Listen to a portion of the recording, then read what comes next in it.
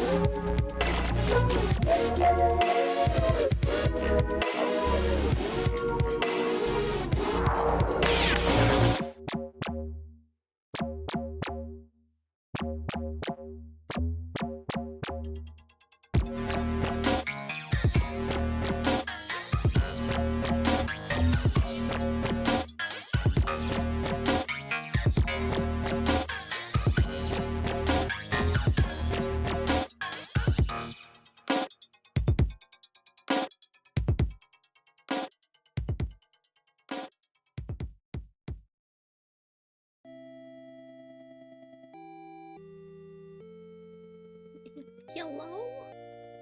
Hello? Hey guys, what's up? Sorry, I need water. Hold on.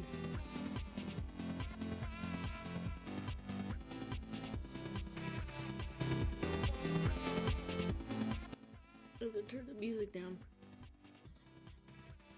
I was eating a burrito. Nom nom burrito.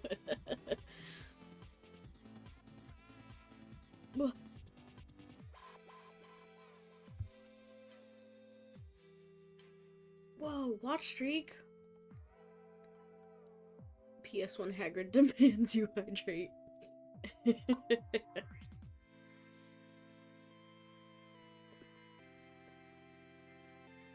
Captain America point. I got that reference. What is up? What is up? I'm so ready to finish this visual novel. I'm excited. I think it's going in one direction, and it's probably gonna go in a different one. But either way, I'm very excited to see how it ends. And if we meet any more characters, because I feel like we've probably met all the characters there are to meet, but again, I could be wrong. And you know, sometimes visual novels tend to have like a secret character that ideally you unlock after your first playthrough. That would be fun. Who do we think it would be? My money's on the Jabberwocky.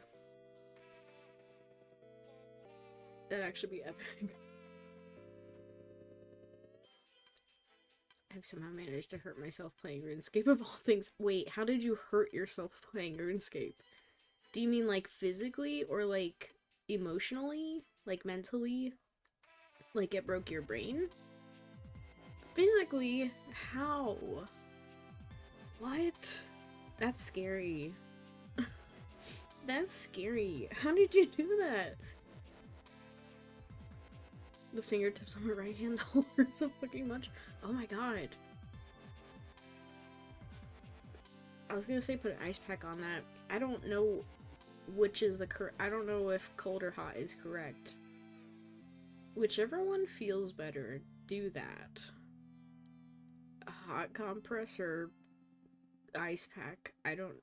Whichever one feels better, try that. Maybe? I hate hand pain so much. It's so inconvenient. I went too hard, I guess. I guess you did? Holy shit, dude. Were you winning some? Oh my god. I've got KT tape on them. Okay, good. It's my fucking dominant hand? Oh my god. Well, if you can, hopefully you can rest it for a while. If you have to write anything, maybe type in. Wait, no, actually, depending on how you write, maybe that would be better than typing. Especially if it's the fingertips. Yeah, exactly, yeah. You know what, maybe write for a few days instead of type. Not that that will help in phone usage. Things like social media, unfortunately.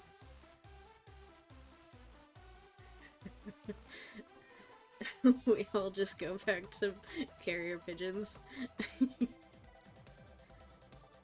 The new Twitter, but like the real Twitter. That's what we're gonna call it. The real Twitter. It's not the name anymore. They can't sue us. Literal Twitter. Mm-hmm. That's hella funny. Oh my god. I love that. The mental vision of it. Be fine chatting. Not any under. Yeah, you're not under pressure to. No, you have to type paragraphs in chat. You have to engage constantly or I'll die.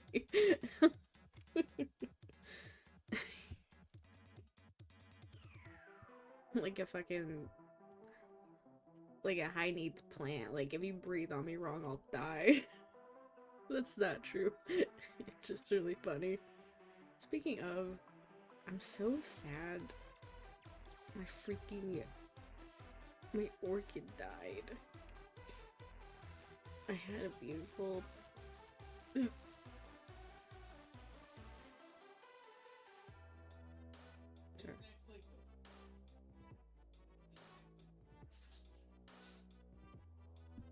Hold on, someone's grabbing towels.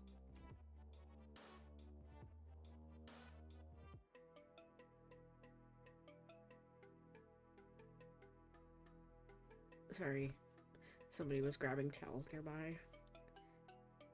The towel closet's very thin. It has very thin walls. Next to mine.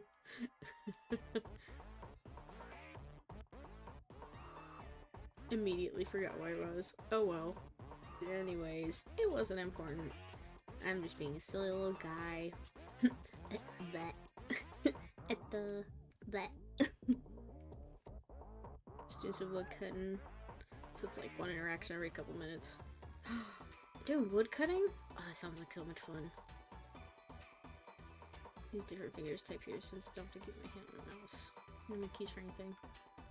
Sure, you're not having a gamer moment. Thin walls are so annoying. There are. Help me! My walls are so thin. It's fine, I turned up my mic gain, so hopefully I'm a bit louder today. But it's also so hard because I don't want to turn my gain up too high, because then it's picking up all the background noise. Like, it's overpowering the filter. And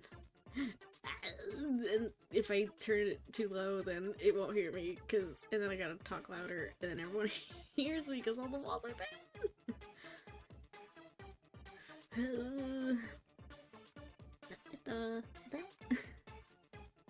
Gain and output are different, but you're more audible. Ah. I didn't know that. Thank you. Can you tell? I'm not good with tech. Still not good with it. It's just... don't know why. Very hard to understand. That makes sense.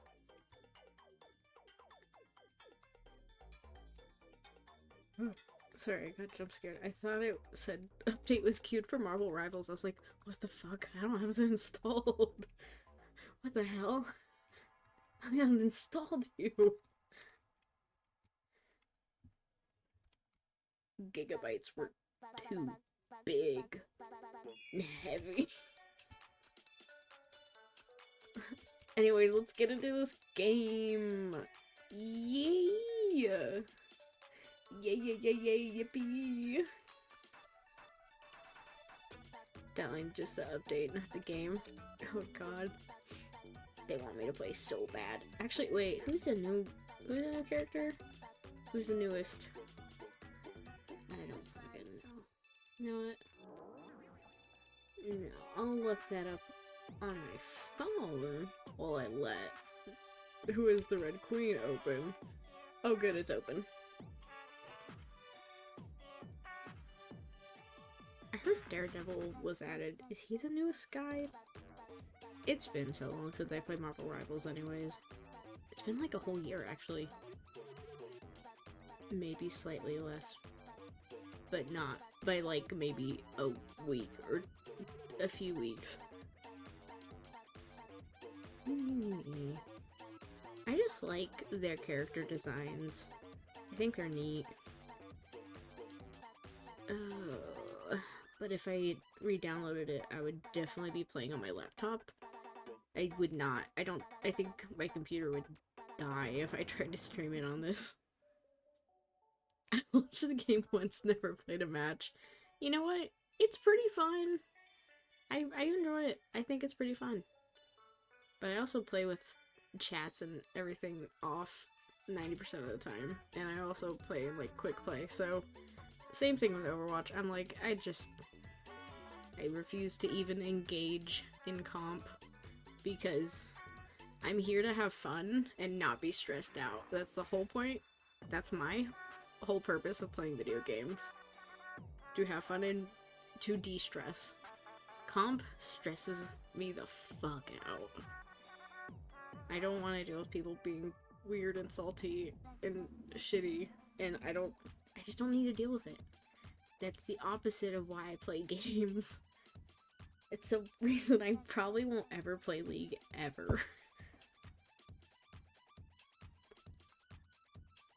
Like, jokes aside, all the league jokes aside, I would love to try some characters because I think they look very fun and cute and quirky, but it's just not worth it to me. Yeah, fuck talking to strangers in a shooter. Seriously. I avoided them for years and years because of that. Because I always had people who talked about it and they were like, I remember, you know, it's obviously not as bad now most places as, like, COD lobbies were, but, like, I used to have friends or, like, kids I knew that would talk about it, and I was like, ew, like, I'm never gonna play a shooter game then. And I didn't for years. Until they made Overwatch, because then it was, like, I liked the animations, and I thought they actually were gonna do something with the lore, so then I was like, ooh, this is cool. They made it bright and colorful and fun, and not, you know, fucking paramilitary. So maybe I'll check it out. Quickest way to know to get a slurp hat. I only play ARAM. That's right, that's a mode. Forgot what it stands for? That's okay. Won't understand it anyways. That's right, they have the different modes, I forget. Wait, less toxic in ARAM? Even if it is, the matches are quick. Yeah, that's a good thing about ARAM too, because that's another thing that keeps me away from League, because, you know, sometimes when I'm free, I have long periods of time when I'm free. Other times, I don't know how long we'll be free. I can't play until, like, the match ends. Like, if the match keeps going, like, and I'm like, okay, I have, like, 10 minutes, and then it's, like, or, oh, I have, like, 30 minutes, okay, and then the match is going on, like, an hour. I can't. I know it doesn't happen a lot. I've been told it doesn't happen a lot. But still, I think about this sometimes. I'm like, man, that would suck. I'd be so done with it. I miss the old Overwatch. Me too. Man, I remember when I thought they were gonna actually, like, they were gonna add, like, a story mode to the game. Or they were gonna, like, I don't know, make, like, an animated show or something on YouTube. That's funny. Funny thought now. Because they're never gonna do that. If they do, that would be, I'd be shocked. All random, all mid. Oh. Random character, whole game takes place in a single lane. Oh, that's right. Random. Yes. The only reason I think I wouldn't enjoy that is because there are only specific characters that I want to play. I just want to, like, play, like, one or two characters. Just get really, really, really good at, like, 2 characters. And never touch anyone else. I think it would be funny, a funny stat page, to see just 2 characters has never touched anyone else. Dota, though. Techies got added to Dota 2, the average match time went up so much. Ugh. Overwatch animations are so cool. I wish they did more with them, too! Like and subscribe if you think that they should have made an animated Overwatch series. I think they should have. Anyways, hope you guys read those warnings, because they were up there for a while, so you had time to read them. If you didn't, well, you can skip back if you're watching the VOD. And maybe skip back on Twitch because that's kind of a thing now. I think, at least on PC. Still confused by that. Don't know what's happening with it. Twitch adds something, I'm just like, huh? What? Old man voice. Huh? What's that? An update? Now I don't understand anything. Deadlock is this one is my scrungled out only play them game. I've been hearing about Deadlock more. I think it looks, I like all the character designs. It looks really interesting. And I want to check it out. Unfortunately, it is in the to try when I have time, and I've gotten through more of my list pile. I have too many games that I do want to try playing or just check out. But half the time, money, and then the other half the time is sometimes I'm in a mood where I really can't sit down and play a game. Deadlock is like Paragon but better. Man, sorry, I don't know what Paragon is. And also not dead. Well, that's always a plus.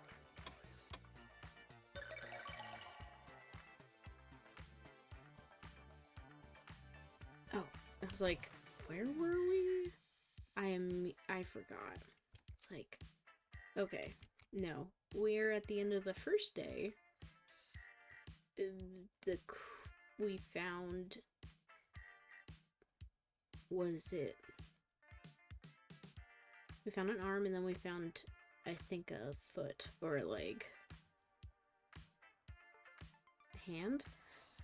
I think? I forgot what fucking body parts we found. Alright, so head, shoulders, knees, and toes looks a lot different here. Wild. Paragon's had like 3 names now. 2 different releases of the same game that keeps getting killed by the publishers. What the hell? What's going on there? Whoa. Alright. I think, yes, we were looking at the stars. Now we're done. We've Honkshu me. We done. Oh, wait. Let me turn off dance. My dance playlist. Okay.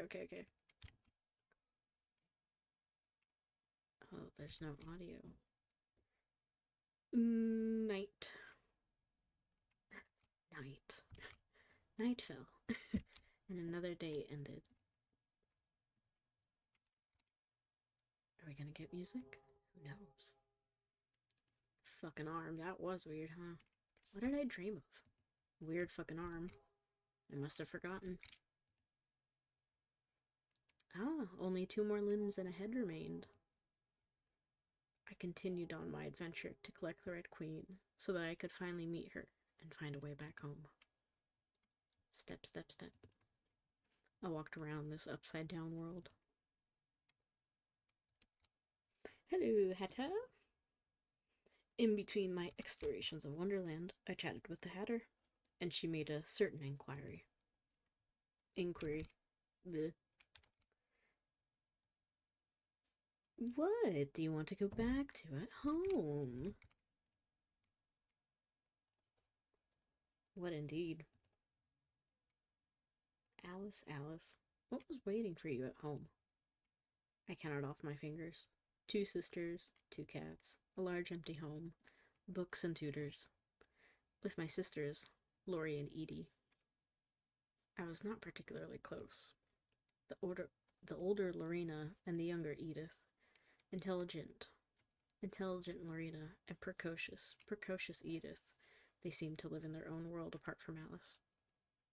I preferred the cats. A white cat and a black cat. The former was cute, a little beauty like the White Queen, and the latter a little double. As for the books, our library seemed endless. We had so many books that I could drown. Maybe a pile had collapsed on me and I was dying, suffocating under the pages so terribly that I fell into Wonderland. The tutors would be so mad that the books were ruined. I winced at a phantom stinging the back of my legs. The poor ruler, I could already see it go red. That was my world. Boring, normal, plain world where animals didn't talk and corpses didn't move, where I hadn't needed to think of much at all. I was Alice, and that place was Alice's place. What has happened to the background music? I fiddled with my fingers, grasping for the correct expression to wear. A smile. A smile was always safe. I'll be off then. Step, step, step. I traversed about this place, which was not Alice's place. My place. There we go. Smile is not always safe. That's true. It's very context dependent. There are contexts which a smile would be the opposite of what you want. Once again, I was in the forest in the daytime. I was walking around searching for clues, for where the next limbs or even head could be, when I heard the sound of conversation. Oh my god, they're hanging out? Cute. Look at them together. Okay, a little bunny. I followed the noise and found the oddest pair, a rabbit and a cat. The rabbit seemed upset. On the contrary, the cat was grinning deviously. Oh shit, I forgot the voice I did for her. Oh, my voices are not gonna be consistent. Okay. Man, what's the encounter gonna be like? I imagine I'm expecting it to either be sleeping or screaming, possibly. Or it'll just be creepy. Like a doll head, like just, you know, glass eyes. Either way, it's not gonna be fun. Oh, I forgot what voice I did. No! Okay. Sorry, the voices are gonna be inconsistent. Hope that's alright. It's the Hatter. The rabbit made an indignant smile. Hatter? That Mad Hatter? She's more cuckoo than the bird. A real nuisance. The only silver lining is how now that rat and hare are out of the way, she's become more of a recluse. But you're still ringing from that time we had to pull peasants off the street to sing for royal guests. She sneered. The courts have stopped working. The kingdom's falling into anarchy. We've got filth on the ground left and right. Up and down, too. Garrett became angry. Shut up, you damn cat! You fucking criminal pretending to be a cat! Jesus Christ. If you weren't so busy, I'd send the guards to chain you up and throw you back into the dungeons where you belong. The cat grinned as she taunted the rabbit.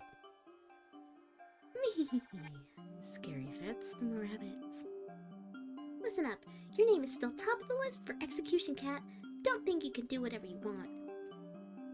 Ha, now I've got to... Alice. The white rabbit made a puking sound. The blood drained from her face when she met my eyes. She looked terrified. The Cheshire jeered. Awkward. Hello? Did I interrupt a conversation? No, not at all. Hello, Alice. I hope we weren't talking too loud. The cat and I were just making some small talk. How have you been?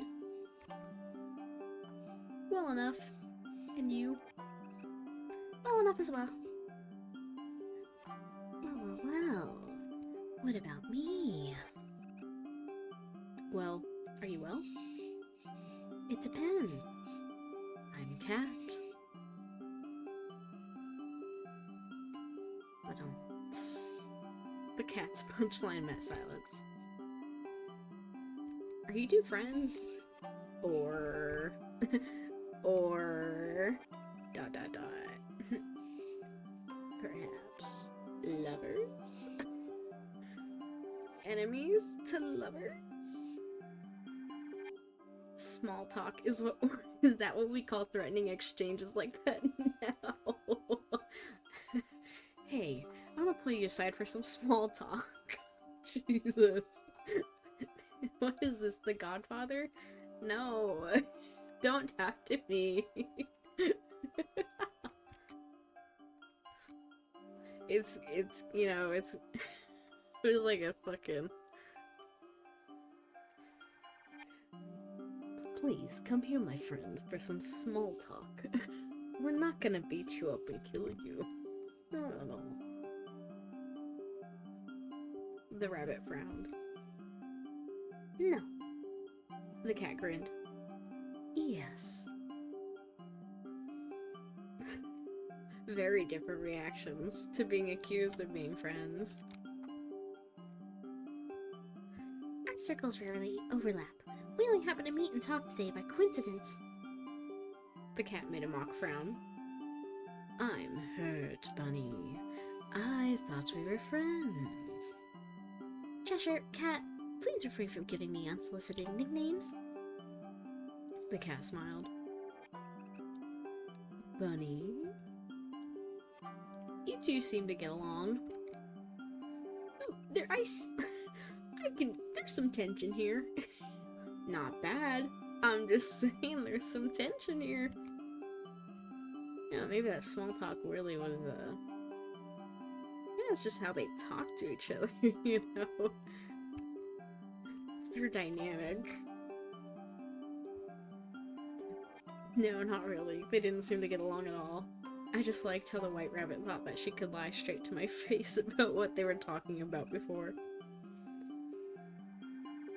Lie. That was what the Queen's courtiers ought to do. Hilarious. After a short three-way chat, the white rabbit pulled me to the side for a private conversation. I have an invitation for you, Alice. The white rabbit reached into her coat, retrieving an envelope from the inner pocket. She held it out to me. The Duchess has invited you to her endless party. If you're interested in attending, it is and will always be held at her manor. I took the outstretched invitation. When is it? She gave a smile. On indefinitely. Ever since Her Majesty has gone missing, the Duchess has been holed up in her manor, holding a grand ball day and night. If I didn't know better, I would think that she was celebrating. The rabbit frowned as she looked into the distance. But she wouldn't be so foolish. I see. Thanks for the invitation. Tracing an oddly familiar wax seal upon the envelope, I fiddled with the invitation in my hand. I wondered where I'd seen it before. The rabbit smiled. I live to serve, Alice. What a relief. A burden has been lifted off my shoulders now that this invitation is delivered. If it pleases you to attend, I hope you have an enjoyable time. The Duchess certainly knows how to throw parties. And the nobility of Wonderland how to party. I took the invitation away. The rabbit smiled, a distant look in her eyes.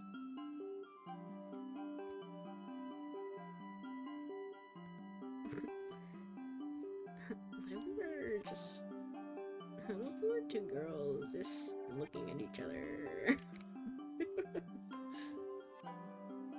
Is there anything else, or... Her attention returned to me. No, that is all. Maybe she wasn't looking at me. Maybe she's plotting. She's hatching schemes. I'm distracting her. I should go. I'm getting in the way. I won't bother you any further. Please excuse me, Alice, and have a nice day. Bowing her head a few times, she made her way away, and soon was out of sight. And off she goes. The cat's eyes narrowed with a grin. We were talking about something too. That white rabbit, she only cares about the Mad Queen. Her grin became mischievous. I've got a little secret about the Red Queen. Just a bit of gossip. Do you want to hear? Certainly. I've been a bit of a stump trying to find the rest of the Red Queen. The first two pieces came along quite easily, as if delivered on a silver platter, but now I had to find some more clues. I waited for the cat to speak again, glancing at her flickering tail. Whoa. Hey there. She gestured for me to come closer. What if our faces were inches apart and we kissed? Counting her schemes before they hatch or something. I don't know, I think that's how the saying goes. When I moved in, she flicked me sharply on the forehead, causing me to recoil in surprise and stumble back. I never said I would say. Try finding me later, Alice. Before I could respond to her provocation, she disappeared into thin air, leaving a grin floating before me for a short moment more. That is, if you can. Now we're playing hide and seek with the bitch that can turn invisible? Come on! This is not fair. Everyone is just yanking me around, playing with me like a toy. Can't get any straight fucking answers. I'm just gonna go to that fucking party. Like, at this point, maybe, I mean, if my life is so miserable and boring, and my teachers are so abusive, maybe I should just go to the forever party and party forever. That sounds, it's sounding more and more appealing. Damn, cat. With a flicker, the grin too vanished. Oh, what did the rabbit call her again, Alice? Why am I speaking to... like, why am I speaking to Alice in the third person? I mean, official. We are two separate beings. I ran my fingers through my bangs inside. Looking around, I was alone on my search again. Oh boy. Another save.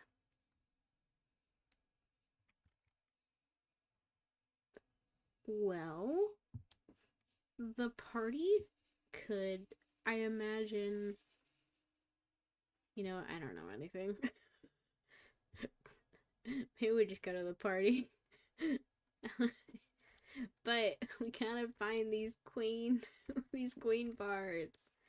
But what if there's a queen part at the party? But then what if the cat leaves me behind? Is this like choosing sides? Do I have to choose sides? Am I pro Red Queen or anti Red Queen? Does pro Red Queen help me? Yeah. I don't know. I'm overthinking this. I don't know what to do. Forever party where you party forever sounds fun for like 5 hours. Yeah. Immediate, like 5 hours and you're like, okay, I'm ready to go home. What if there's a leg in the punch? See, that's what I'm thinking.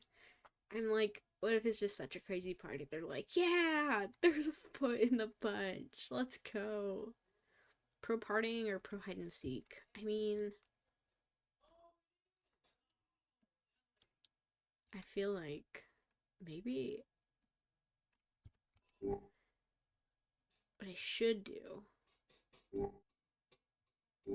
but what I want to do, I should look for a cat, but I want to party. The Red Queen footless. You know what?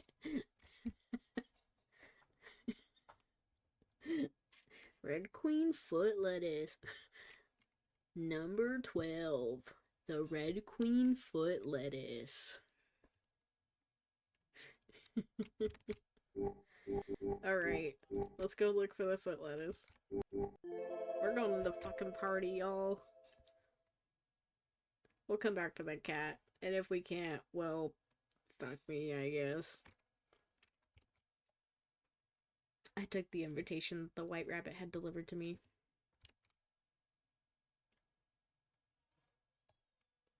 I probably... No, I was gonna say, maybe I should have just taken... I can't tell. You know, I can't tell if I'm getting this choice again, you know?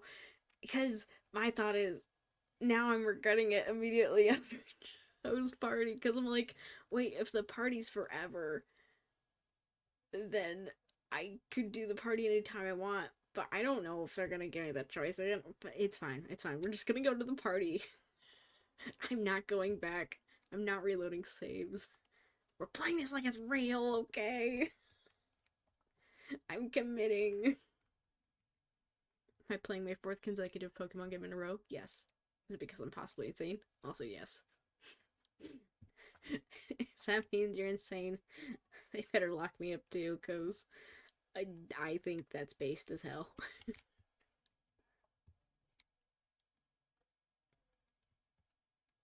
Running my fingers against the paper of the envelope and the imprint on the wax seal. Some sort of animal. I tore my invitation open. Inside, I found a card and I read it to myself. Alice. The Duchess requests the honor of your presence at her ball. Today, tomorrow, time eternal. The Duchess's estate. The manor. You're required to bring a companion. Flipping the card over, I notice something of a crudely drawn map. I followed the lines on the map and somehow pinpointed where I was in relation to the manor. I held nothing to bring to a party, nor did I have a readily available guest. I pondered about whether I should go or not, seeing that I could put it off indefinitely, but with the Red Queen's part still missing, perhaps someone there would know. A duchess should have been close to the Queen, for example. That, at least, the tutors had mentioned. Another choice! As for the +1, my mind wandered to my few human acquaintances in Wonderland. I am doubtful of their humanity, but who's least likely to sabotage me? Immediately White Queen. But Hatter could be fun. Random element. I don't know, they're both kind of lonely and sad. Human acquaintances. Yeah, good code on both. Yeah, that's correct. I need my copium, okay? I get it. I understand, Nix. Speaking of Pokemon, hold on. Everybody, hold on. Wait. Boom. Okay. Important addition. We're good. That needed... I had to add it. I was thinking about it. I was like, man, I should really just add a Blacephalon GIF to my stream next time, before I stream. Remembered I had that. Okay. Yeah! Let's fucking go! Yes! My fucking boy! Blacephalon! Fucking love that thing. I love that fucking creature. Feeding next fire red cartridges and bowling chips. Crunchy. Refusing to get champions until they add more stuff. I'm with you on that. I'm straight up boycotting it, man. I can't. boycotting it until they, make it actually worthy of, a video game worthy of the fucking price that they're asking for it. And just a game worth playing, period. Human acquaintances. Yes! The shiny Blacephalon wiggle. That's literally me. Points. Guys, that's literally me! Happy my roommates are having fun with the base game. I'm glad at least somebody's having fun. I don't mean it sarcastically. It sounds sarcastic. I don't mean it though. I mean it genuinely. I am glad at least somebody's having fun. Yes, you've been helping with the team comp. So they're killing it. And it always is more fun when you have, like, a good team comp. Because then you're not getting immediately just wiped. I need my silly little guys, though. I'm a silly little guy addict, and I need my silly little guys or I'll die. Oh, that'd be really funny, just like, I'm a silly little guy addict.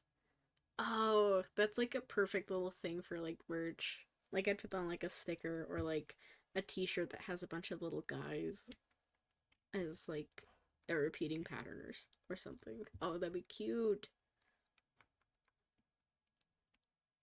T-shirts at my team of silly little guys made of rocks and metal and grass. And they're beautiful. Alright, let me save this. Do we want to party hard? We're gonna go with Hatter. We're gonna party. We're gonna party. Or do we want to prom it up? We're taking our date the White Queen. I almost said the Red Queen. White Queen.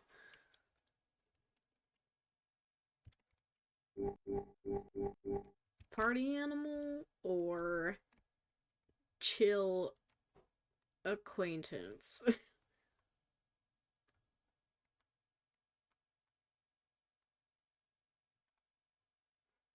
I love bringing unorthodox Pokemon into competitive formats because a lot of people don't have answers for them.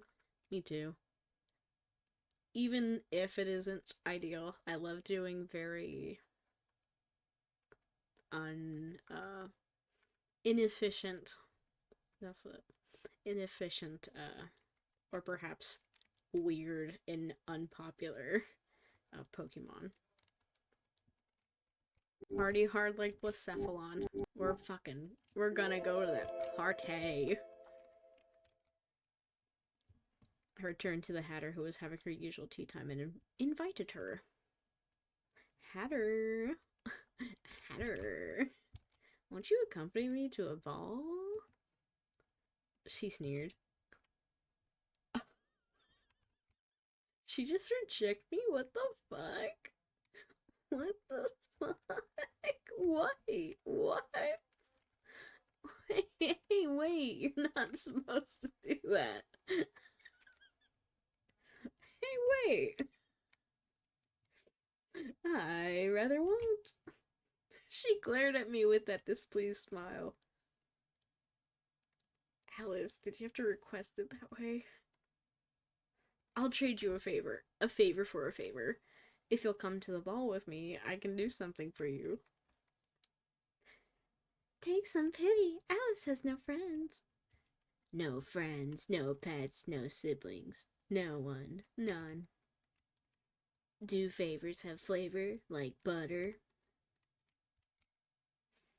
I would say I have at least one of the above.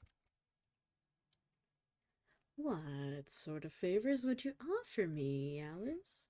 A limb? A tongue? A heart? Alice, you don't have anything that I want, that I can't get myself.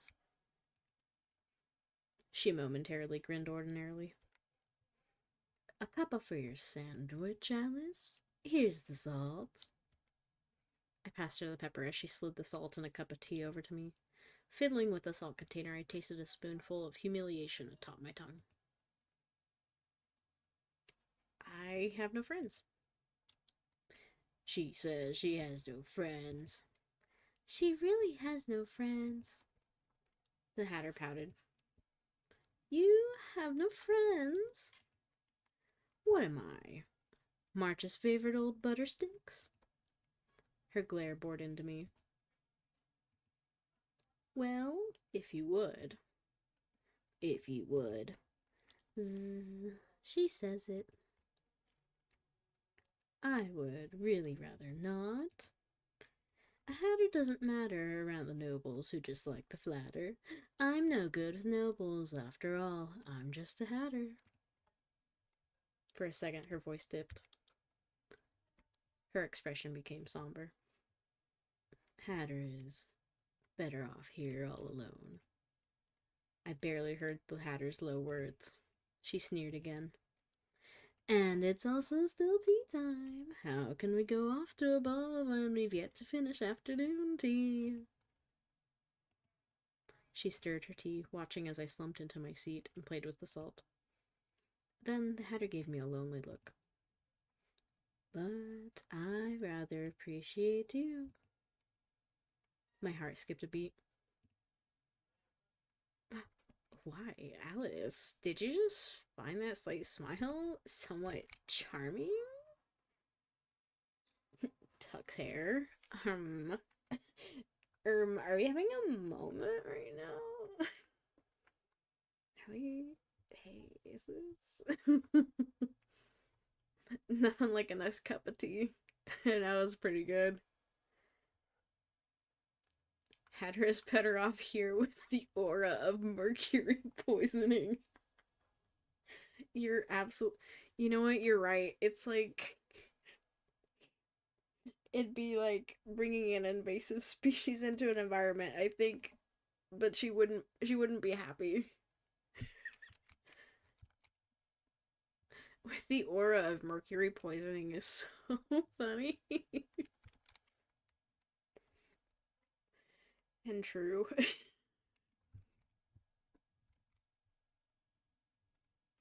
Oh man. We're falling. We're falling for the girl full of mercury, guys. Oh no.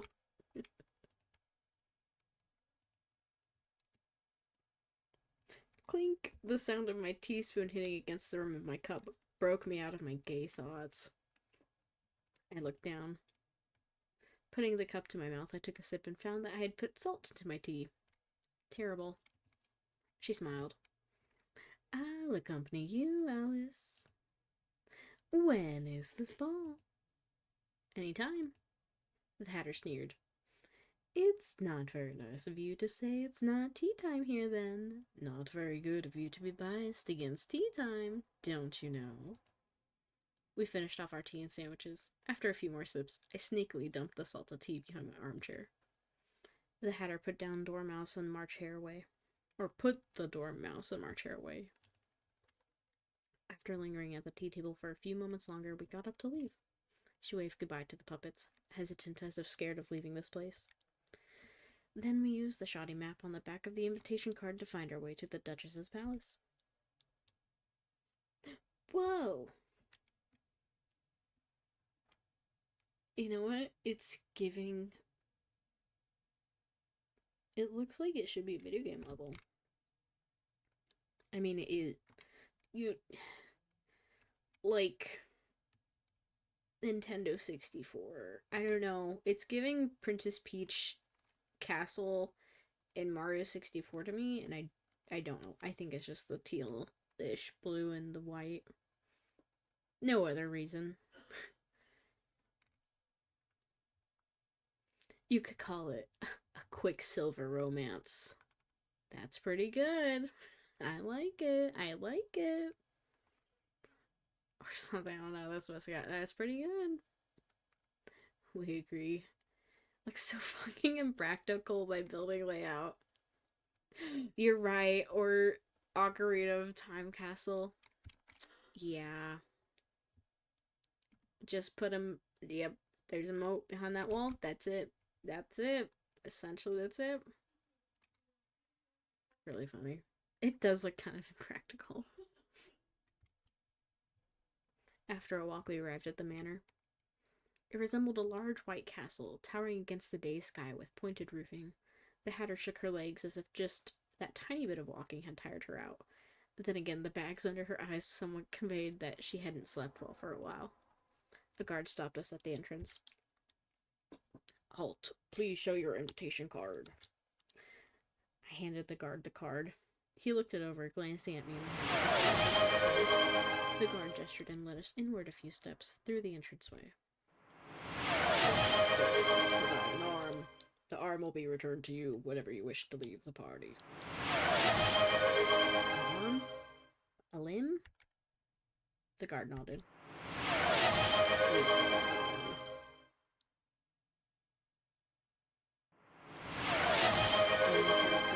The Hatter said nothing the entire time to the guard. She wearily looked at his sheathed sword and shuffled behind me. You may not enter without providing an arm. Yeah, I'm like, what are we doing? Just offer the Red Queen's arm. I'm gonna get it back. We're just gonna get it back. I'm not cutting off. Listen, I don't care who this Red Queen is. I'm not cutting off my own fucking arm. Okay. We're just gonna lend out her arm for a bit. Okay. Just a bunch of fucking disconnected towers. I'm gonna drink water! Hi, Lillian! Hello! Meow. Wait. What? Meow. Meow. Wait. Meow. Is that all of them? I think so. Breath of the Wild, Tinker's Kingdom Castle also work. Yeah, it's very, like, Hyrule Castle. You know what? Just zoom it out. Put it in the middle of Hyrule, like, Hyrule Field. Boom. That's true. Yeah. Just beat it up. Put some red and black smoke around it. Boom. Sweet Mother of Redeem volume. Oh god.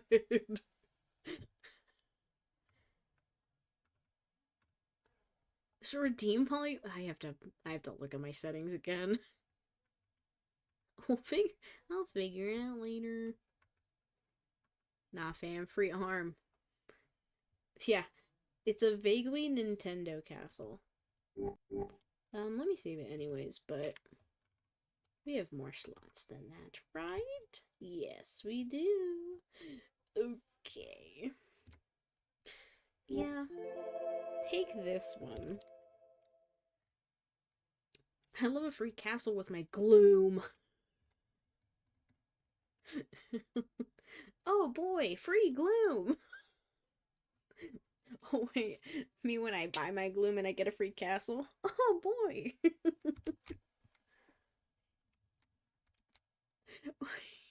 Cause that actually reminds me, I was playing some Tears of the Kingdom last night, and I fucking forgot, when you go into Kakariko Village, and I'm doing the ring quest where I'm looking for the stone tablets, and I fucking forgot, there's just like this little part where they have like just have some like, it's not gloom in that game, but I'm gonna call it gloom because honestly, I just like it more. Okay? They have just like a little bit of gloom in a fucking cage. like it's just a little creature. It really got to me. I was just like, what? You can do that? You can just do that? They just put it in a little bird cage? I fucking love it. I'm gonna find the screenshot I took of it on my Switch, and then I'm gonna send it in.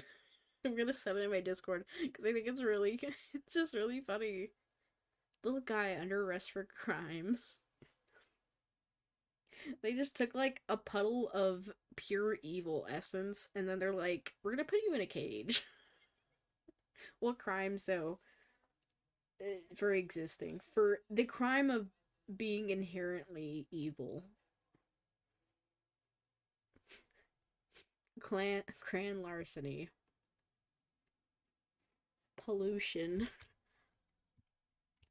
Wait, that's not a crime. Littering. I almost said loitering. Littering. Not different from loitering, which is one of the stupidest crimes, heavy quotes, that I've ever heard of. Oh yeah, we're gonna call the police on you because you were hanging out for too long. You were hanging out in a public space. You were hanging out on the sidewalk in front of my store for 5 minutes too long without spending money. So now I'm gonna call the cops on you. Who decided that was okay? Why did we just okay that? It's a rhetorical question, but yeah, a whole thing. It's just so yes, you're being deviant and a delinquent for hanging out in one place for too long without spending money. Identity theft. Litter loiter. Leoid. Leort. Leor. Leoter. Leoter. Leoter. I think I got it. Dine and dashing. Public intoxication. Loiter. Think my loiter. Think my loiter. Damn it. Okay, that's pretty good. Don't you know it's illegal to be poor? That's right, I forgot. We were in the United States of America. You're not allowed to be poor, it's against the law. I wish I was joking. I crossed my arms and tapped my feet as the guard repeated his blocking words a handful of times more. While the thought of offering my own limb came up, I decided against it. As such, we needed to find another arm to give. While I'm loath to suggest this, we do have a spare arm back at the tea table. Her Majesty surely wouldn't mind, would you think? Don't you think?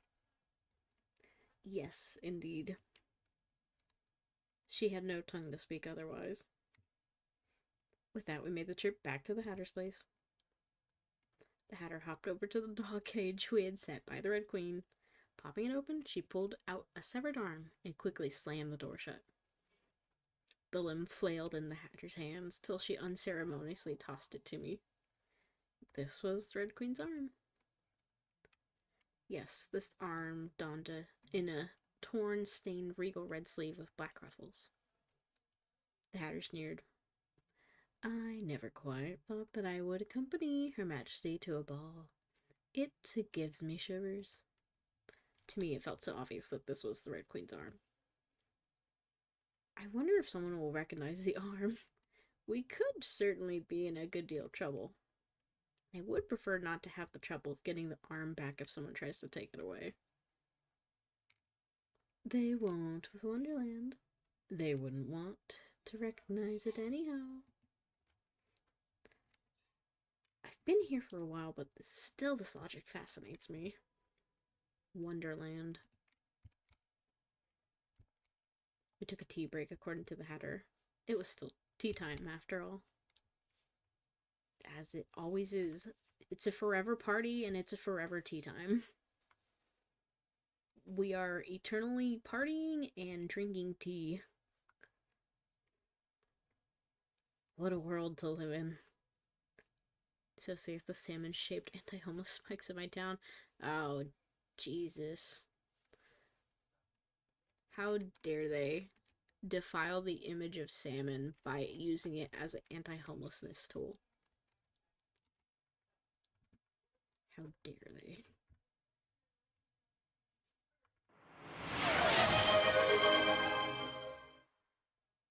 I have no idea what sound is playing for my redeems. Straight up. So I'm very sorry.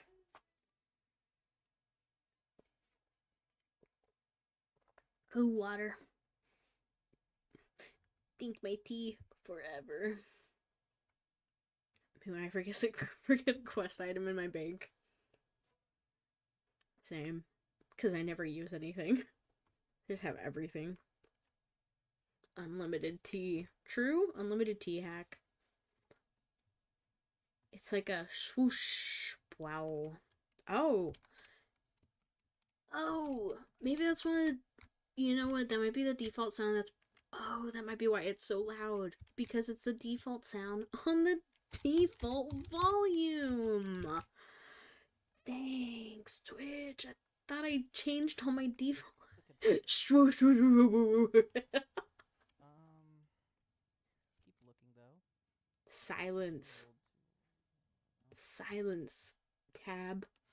Okay, I'm changing this right now. Because it's just a jump scare waiting to happen. Essentially, for everybody watching. More jump scare waiting to happen. Gimme, gimme, gimme.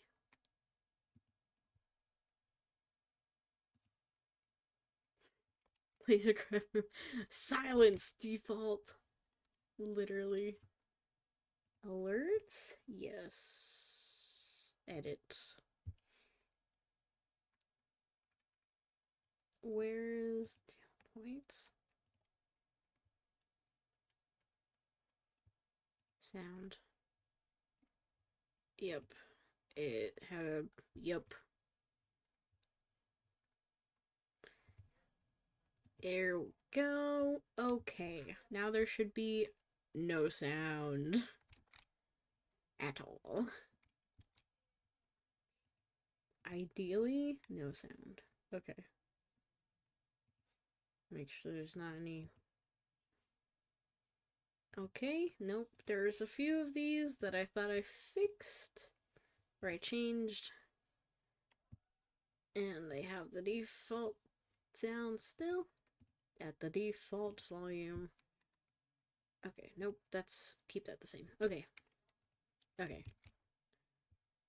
It was also for Hype Train, and I was like, okay, we don't need to have it Hype Train. Hype Train jump scare if it happens. Terrifying. Silent. Good. Okay. For now, it will be silent. I'll find a water drop, like, droplet sound, because I think that would be fun. But I will find that later, after stream / tomorrow. I'm glad we all have the same brain rot and can identify sounds by their onomatopoeia. Thank God we're all mentally ill in similar ways when it comes to sounds and words with onomatopoeias. Onomatopoeia words. I think that's redundant. I think whatever. Whatever. I'm not in English class. Who gives a fuck? Silent wood. Oh, I almost started playing the dance music again. Anyways. Tea time. Tea break. Stop looking so sad and lonely, girl. Shall we go on to the ball, milady? I can't believe you just miladied her, Alice. God, that's so cringe. Although I'm afraid I've got no pumpkin carriage nor glass slippers for you. She winked and grinned. You're charming enough as it is. Lead the way, Alice. Arm in hand, we returned to the Duchess's manor. The guard greeted us with the same phrases, asking for an arm as the entrance fee, to which we responded by handing over the arm that we retrieved. He glanced at both of us, noting that neither of us were missing a limb. The guard handed it off to a servant who put it into a sealed box and took it away for safekeeping nonetheless.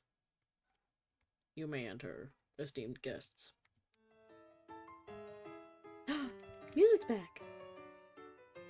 Tips Fedora whimsically.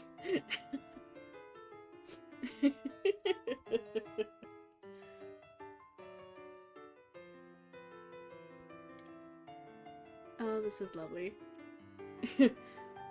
This with the Blacephalon wiggle gif. Me as fuck, dude. We arrived at the Duchess's ballroom. I understand, because it's a background. It's very empty. But also, I get it. We don't want to cut clutter backgrounds. The floor was wide open and remarkably polished. Golden chandeliers hung above, the light reflecting against the floor. A few chairs sat between the large rounded windows. A painting sat on the farthest wall. Although the hostess was nowhere to be found, servants milled around the floor with refreshments for the guests. Ooh, we have guest sprites. Yay! Me when I get ID'd at the door of a bar and have to hand over my left foot as a cover fee or something. Man, don't you just hate when that happens? Entrance fees for clubs and bars are getting just way too high now. Literally costing you an arm and a leg.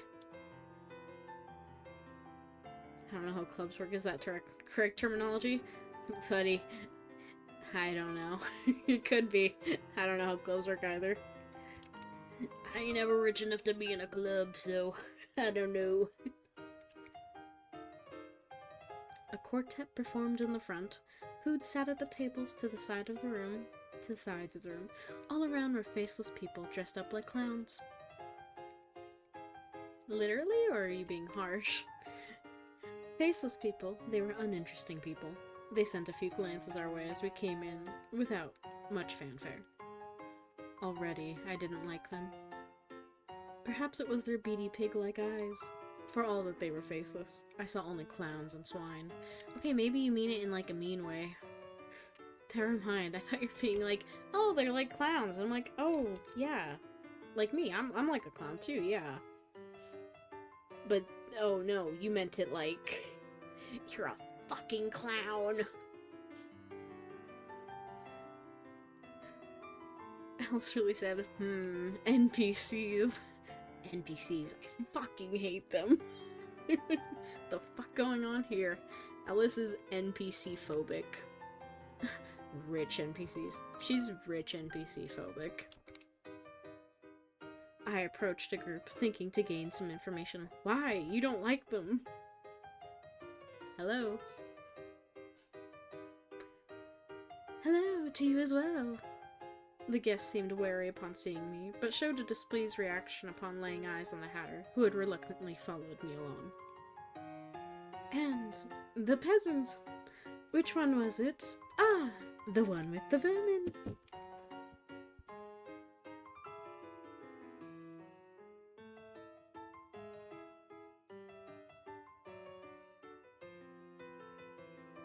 The vermin. Oh, I mean,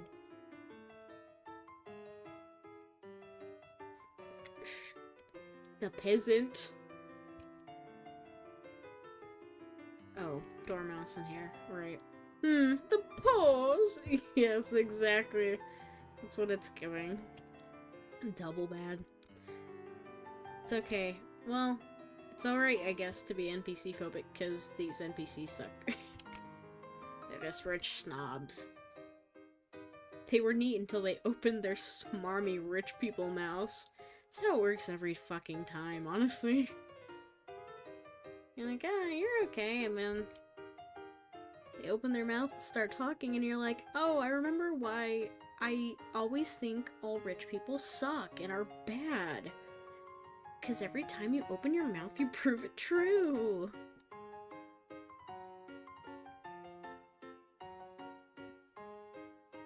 That's how it works in real life, too. Yeah, I'm like, yeah, it's pretty accurate to real life. You know, affluent, wealthy people. It's not obviously, you know, this is obviously exaggerated. Very, like, blatant, high drama, like, it's not even high drama, like, because it's very just blatant, like, the peasant with the vermin. And it's like, it would be more veiled than that. It would be very, like, you know, the meaning under very pretty words. Very polite words. Like, yeah, like, very, I'm thinking, like, Crazy Rich Asians, like Eleanor, the mom. like that, where it's like she never outright says any, like, not until, like, you know, near the very end, where she doesn't say anything outright like mean or bad, but like you listen to the words and you know the meaning, you're like, damn, that woman is cold, ice cold. It's your hesitation to be a piece of shit. Yeah, people still talk like that, just with different words. But similar meanings. We're your little raggedy friends. What the hell? The rat and the hare? You got one of those right. Literally, the animal is in the name. It's a dormouse. Come on. We're not even trying now. The Red Queen's little pets was happy to see them gone.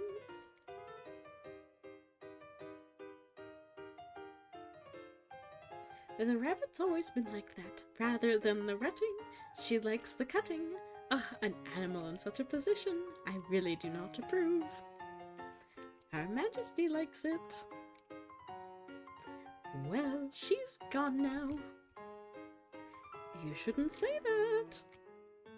Speak of the devil and she will come. The devil indeed.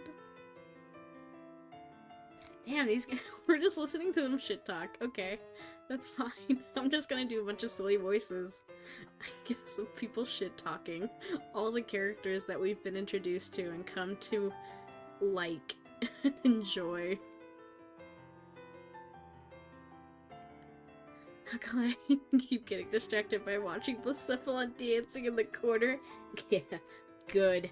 He's here to give you pleasant vibes and happiness. I found the GIF earlier and I'm obsessed with it. I literally do that. That's me. I love it. We're counteracting scary Red Queen and horrible rich people with the good vibes of Blacephalon dancing.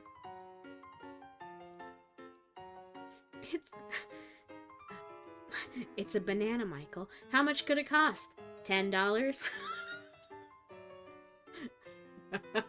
I fucking love that clip. The superior NPC in the scene. True. True. You know what? In my mind, Blacephalon's just in the background, like behind these people by the painting, just like do. Did the little wiggle. I'm like, oh man, these damn rich people. Fuck it up, Blacephalon. Yeah, break it down. What a silly little guy. I love him. Oh, he will give us the strength to get through this. Alright, back to shit talking. What else do these podcasters have to say? It is a shame that the White Queen's always been a fool. A pretty bird, but as a ruler, the Red Queen liked her well enough, and certainly from the rumors, she's done something quite pleasant. For us, you mean? Don't jinx it. What does that all mean now? Oh, no, I had a theory now. Did the White Queen chop up the Red Queen? Hey, yo? Prediction time? Is that what happened? Kind of epic if so. I kind of love that for her. That would be cool. Ah yes, the White Queen becomes the Red Queen by staining herself in red. The red blood of the previous queen. That actually kind of goes hard. If that's the case, super epic. And then he detonates, yes, as a party trick. These people really suck. Get fucking diced. Yeah, I don't... You know what? I thought this party was gonna be more fun. And boy, was I wrong. These guys fucking suck. You know what? Why'd the White Rabbit invite me here? I don't want to be here anymore. Never mind. Hatter was right. Hatter had the right reaction, actually. I should have just said, sorry girl, let's have tea at your place tonight. The infinite cycle. It's the worst kind of forever party. The forever gossip party. Oh god, what a nightmare. It's like every high school party, but like forever? And also full of rich people? Ooh. Ooh, that's rough. Rich assholes, too. Not just rich people, rich assholes. I don't think I'd survive in a night in the room with these fucks. Nightmare, nightmare, nightmare, nightmare, nightmare. Yeah. Someone wouldn't, at least. Ugh. Alright. Let's get out of here. The group stage whispered amongst themselves as they pointed to the Hatter like they were looking at a spectacle. The Hatter at the time was simply staring off into space. Get it, girl. Dissociate. As a safety mechanism. Yeah. I understand you so much. Is that lunatic glaring at us? This is the problem with peasants. It's staring at us. My, how uncomfortable. I can't believe the thing rolls around with the animals. Tut tut, the animals are all gone. That's the least that Her Majesty has done for us in her petty red reign. Pretty red reign. Now let's get away from the filth. The stench of vermin is unbearable. I must ask the Duchess about who can be let into her ballroom. Ugh, I'm like stumbling over my words because I'm like, this sucks. It just keeps going. Off into space, so like not at one of them. Yeah, pointedly, like not looking at anyone actually. Still accused of glaring. If people want to see you as the bad guy, they're gonna see what they want to see. They're not gonna see reality. A servant passed by with a tray full of champagne. One of the guests removed 2 flutes from the tray and offered me one with a slur. Hello? A slur in her words. Oh, like she's drunk. Have some alcohol. No thanks. Did you have some business with us? No. I shook my head and turned away. Drink should be shared only in pleasant company.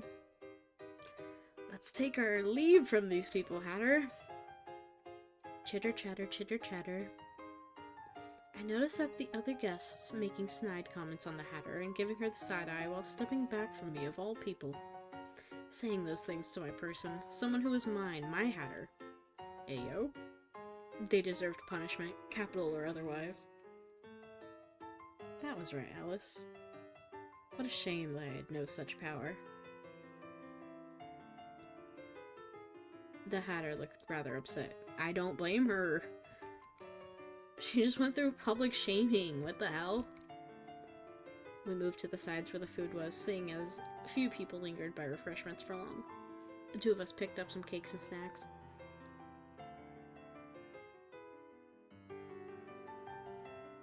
Staring off into space is also usually not a glare. Yep. Yeah, usually a vague and neutral expression. Drunk rich assholes. It gets worse. Alice out here being possessed by the arm. I think she's just gonna become the Red Queen. And honestly, good. You know what? Honestly, good for her. I don't blame her if she's like, fuck it, I'm gonna become the queen, kill all you rich assholes, and just like take care of my girlfriend. I mean, my Hatter. Girl was getting like possessive. Possessive. Okay. I miss the days when if someone talked shit about you, you could challenge them to a duel. honestly, honest to God, that would probably improve societies in some way. And also, probably not improve it in other ways, but in my mind, I like to think that it could be a good world where we bring back dueling.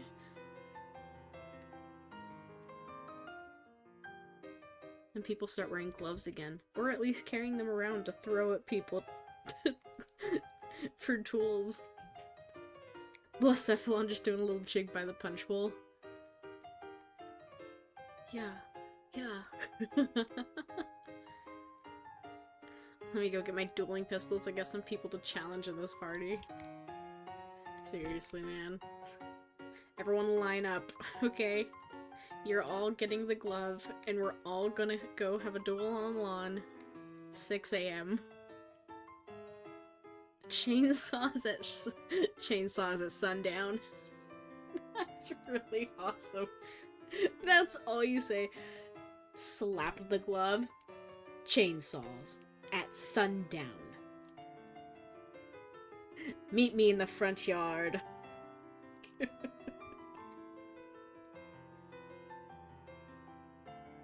A smile finally came to her face while we ate, albeit a sad one. As I tasted it, I couldn't help but feel that the Hatter made better food. A tingly sensation spread through my body as I ate. Hatter, haha? What is this?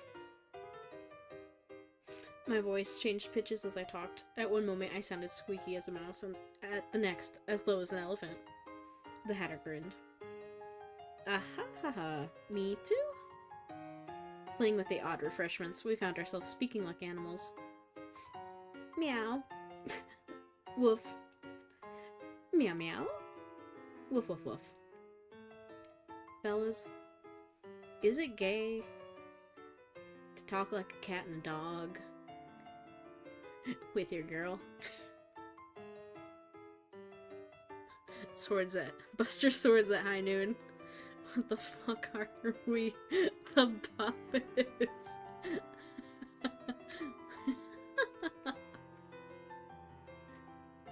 We just start speaking in sounds.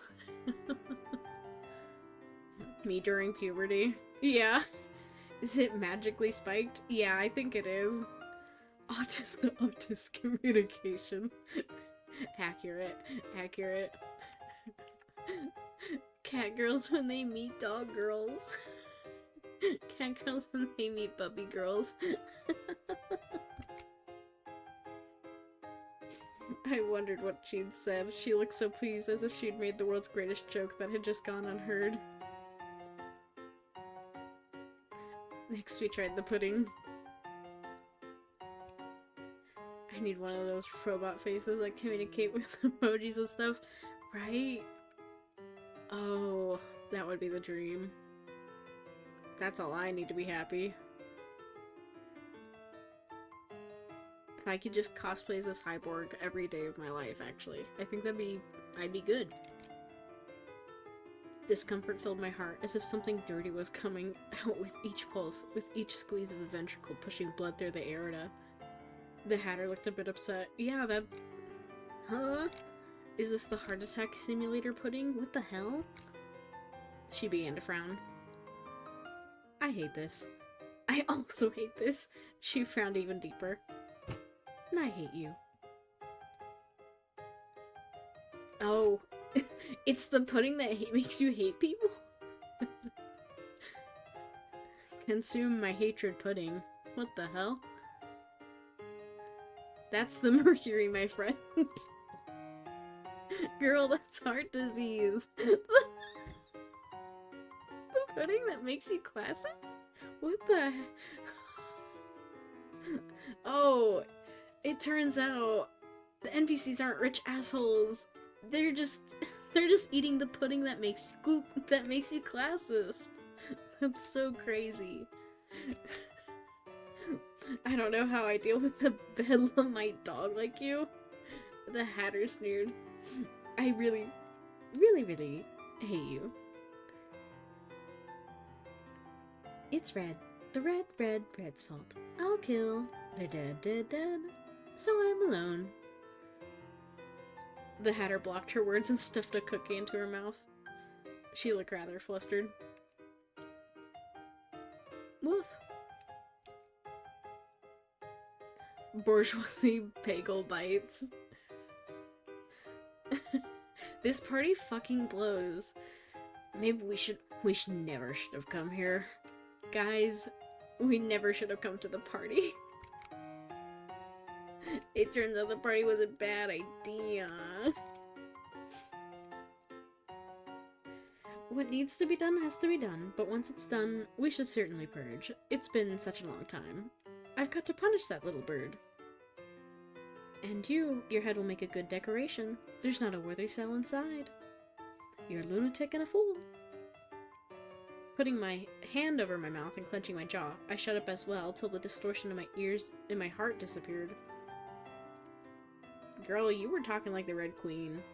Straight up. Calling her little bird? Girl, you sound like the Red Queen. Uh-oh. Skyrim Bandit voice. We should have come here. The Hatter frowned for a moment. I did not mean to say any of that. The pudding must have twisted our words. The Hatter smiled. I as well. Patted Alice? As we experienced the strange food, the other guests continued to mingle and dance. This was a ball, so ball things they did. The music stopped along with the chatter. It was at this time that the Duchess made her appearance. She was a featureless woman who hid her face. Oh. Does that mean no picture then?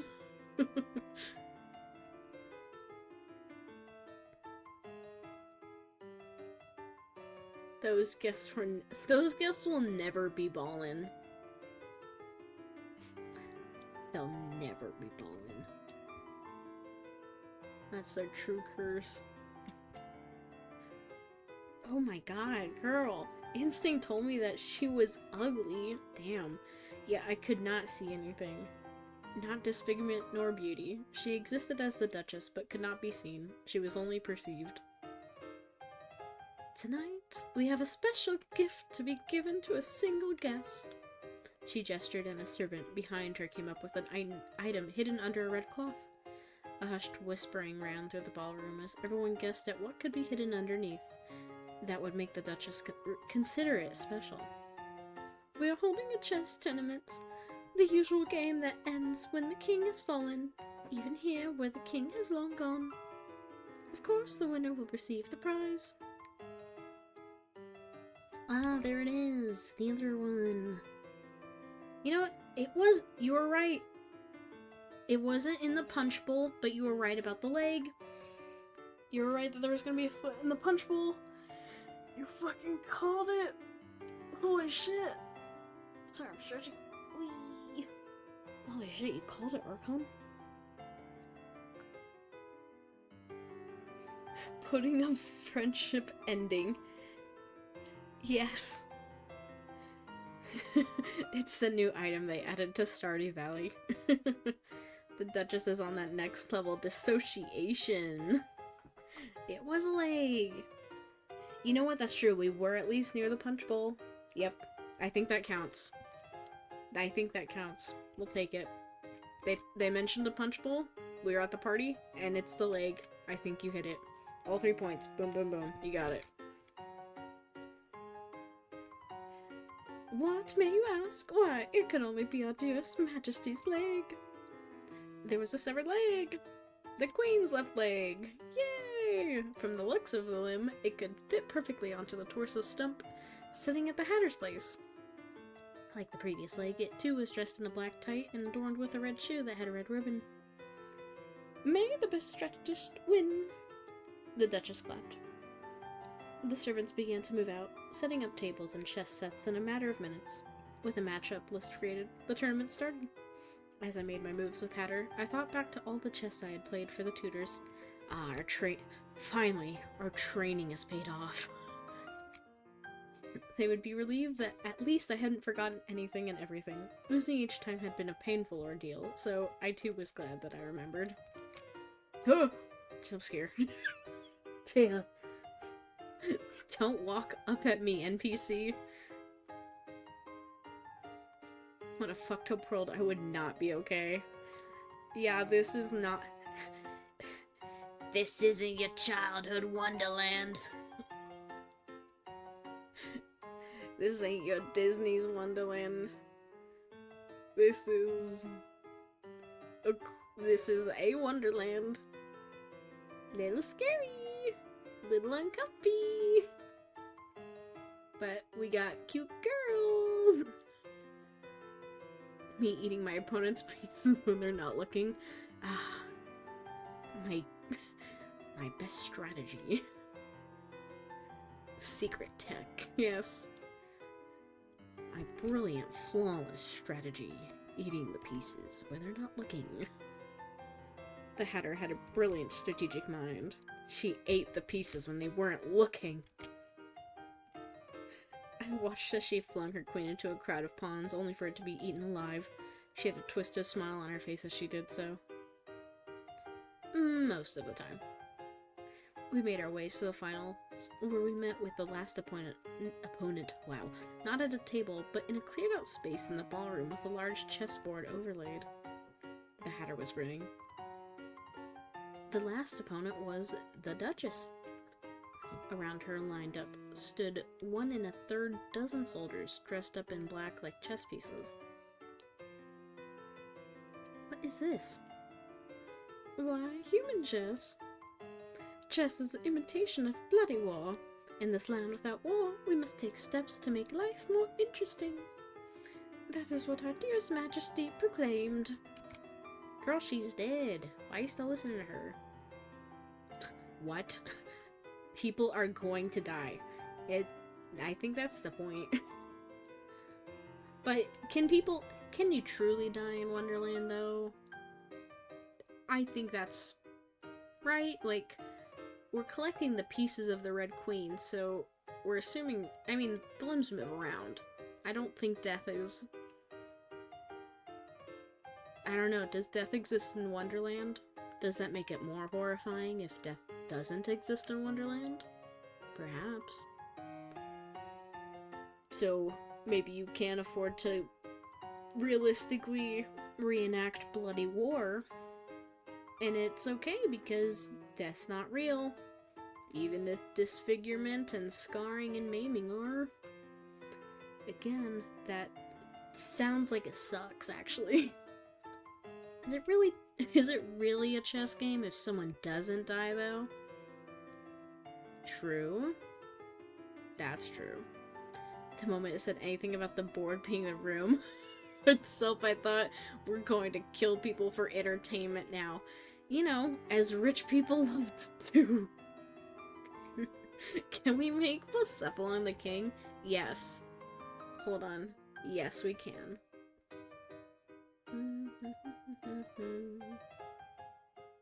Yes, Blacephalon is the king. Alright, I have to move Blacephalon down. Hold on. Yes, we can.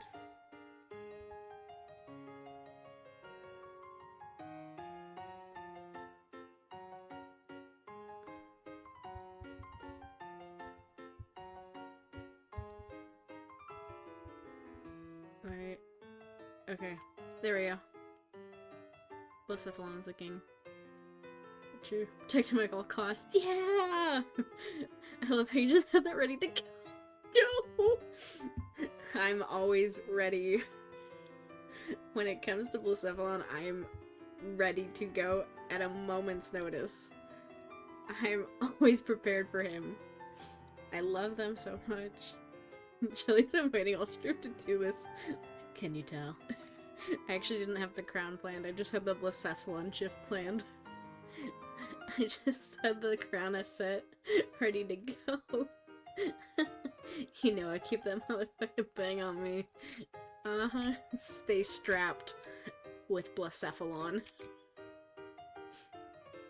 Alright, let's kill this, I guess this ugly lady? Sorry. Apparently Alice just knows you're ugly, so we're taking her word for it. We're just gonna trust she's not an unreliable narrator. Sorry. Sorry, Duchess, you gotta go.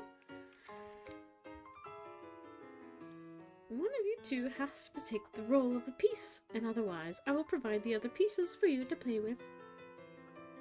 I exchanged glances with the Hatter. Even now I couldn't understand what went on in those eyes, but I had already decided. Ah. She's gonna make... Oh my god. She's gonna make Hatter the queen! Oh wait, no, the king! Right. Because the king doesn't die unless the game's over. Thank you for resubbing our coin! Oh my gosh! Thank you, thank you, thank you, thank you! Simply win. It's that easy. For you, I'll win. I'll do it. Alright. Let's get this Yuri chess match going. Maybe I didn't want to see her potentially get hurt, as no one here cared for the life of a Hatter. Odd, oddest daughter. What a thought to have. I rather liked her. I will take the role of a piece. I'm saving, but we know. We know. We gotta go queen. You guys know we gotta go queen. Nah, I'd win. You could call it oddish.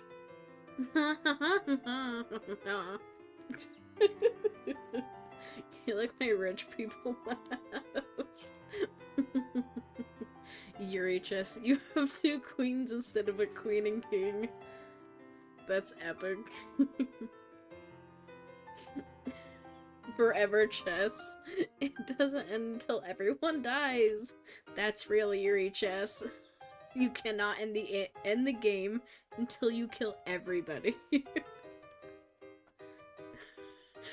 We'll call it tragic Yuri chess. That's pretty good. You know we gotta go queen. Not just because we are probably definitely the red queen, but also, you know we gotta protect our girl. We gotta make sure Hatter is alive and comes out on top. Toxic Yuri playing tragic Yuri chess. Isn't that just a beautiful thing? What a beautiful sentence. I love the English language.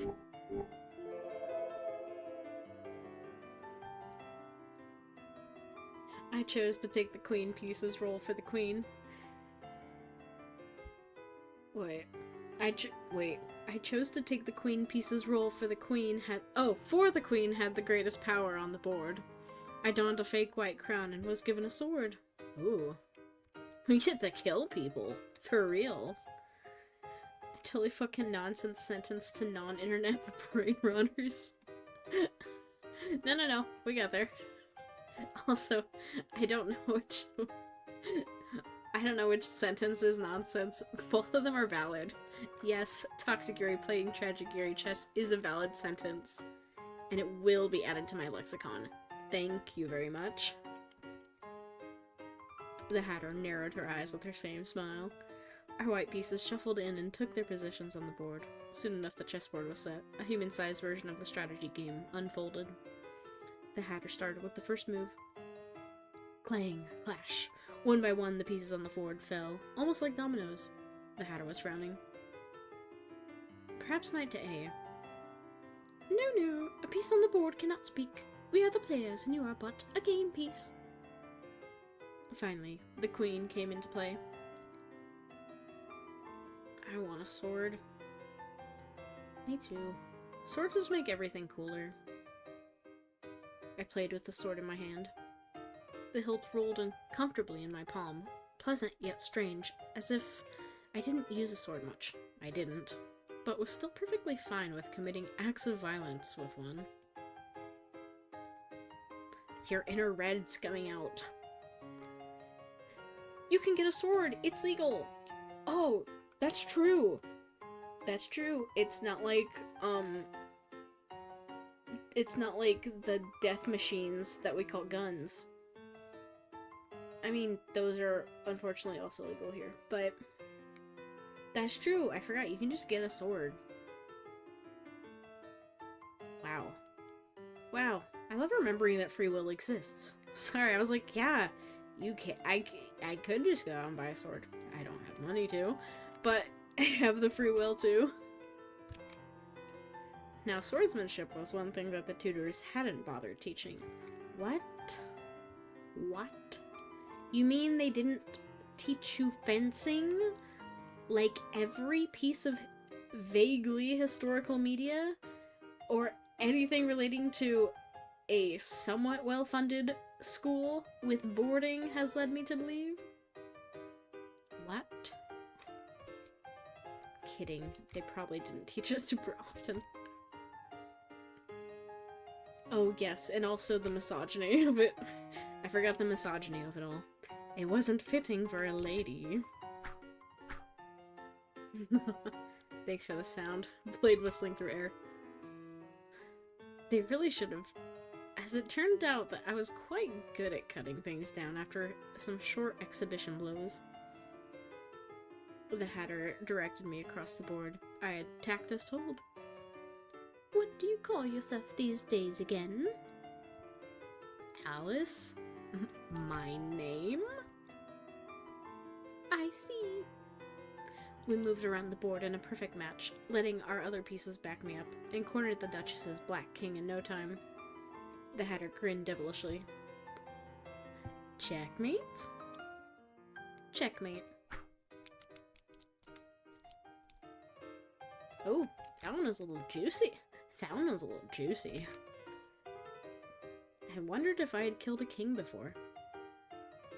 The Duchess clapped her hands in congratulations. The servants cleared the floor. Wiping it down, they made it once more sparkly clean, as if red had not just been spilled in a human facsimile of a game.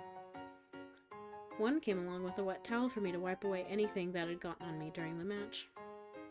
Congratulations, you are a true pair of master strategists. Sword Yuri. The best kind of Yuri. That and Big Robot Yuri. Those two, the best. With this the competition has concluded, and you two are the winners. Would you like to take your prize now? The Hatter shaped her lips into an O. Yes. The Hatter bobbed her head up and down rapidly. The Duchess gestured a servant over. A dearest Majesty's leg. Do take care of it well, lest he comes back and has you punished for disrespecting the crown. She took the leg from the servant and handed it to me. I hope you enjoy the rest of the ball. Thanks. We won't.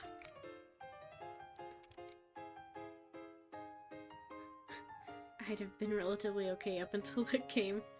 Yeah. Like, we went from, yes, a board game to, oh, we have to actually use, like, physical prowess? Okay. Oh, we have to kill? Okay, I guess. That's not a big deal here. I hope. Sorry. That shit would fuck me up for the rest of my life. No, it's literally traumatizing. Honestly, you can make a horror movie out of that where it's like, yes, you think you're doing a chess tournament, and then you get to the last one, and it's like, and now we're doing it in real life. That is straight up kind of, like, that could be a horror movie. The Queen's Gambit, but if they had made it horror movie? If it wasn't actually killing people, I'd had fun with it. Yeah, if it was like, you know, like they laser tag it up, right? Where it's like what they do with like fencing practice, where they like put the ball or they put the thing at the tip of it so it's not actually gonna like hurt you. And you're basically wearing like layers of pillows, your body armor, you got your helmet so you don't actually get, you know, your face fucked up. Like something like that. That's fun. Even just like, you know, again, like you laser tag it. I don't know how you would laser tag it with swords, but you know, you always could rely on just pool noodle type of thing. I think it could be fun. But this was horrible. This is horrifying. We had to kill people for entertainment. Not even our own. For other people's entertainment. Wonderful. Not traumatizing at all. At this point, we can't go home, because if Alice goes home, she's never gonna be the same person again. Like, this event alone has to have fundamentally altered something in her personhood, but also this whole experience has to have shifted something deep in her, because I don't see how it would not deeply affect her, because this is horrifying. There was part of the psychology around that is that it was like entirely just like a whim. Yeah. I think that's what makes it worse. Yeah, oh haha, it's just a fun little game. I came up with it, like, you know, in 2 hours. Or whatever. Yeah, she seemed to have enjoyed the chess tournament. And she was gone. It was just for funsies. The Duchess be like me when I'm bored, so I have to reenact the horrors of war. Yeah. Disturbingly, not terribly far off from the mentality of our world leaders, I would say. At least from the perspective of an average Joe. Everyone just goes back to what they were fucking doing. Business as usual. Ha ha ha. They cleaned up all the blood, so we don't even have to acknowledge it happened. Hee hee hee. Ho ho ho. This is the worst. I think we can call this officially the worst party ever. Back to eating, drinking, and dancing. La la la. Yeah, let's fucking leave. My lonely girl. She had no intention to stay. Neither had I, having accomplished the unexpected boon of finding a piece of the Red Queen. And also finding this party fucking shit. Let's be anywhere else now, please. We're now somewhere else. With nicer music, too. Now we're just on a date, and that's cute. Later on WonderTube, Alice is gonna be like, the Duchess situation is crazy. Call out posts.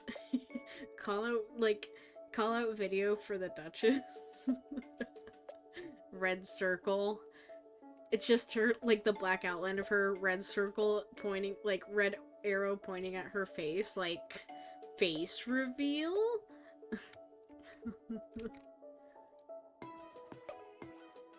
Exposing the Duchess?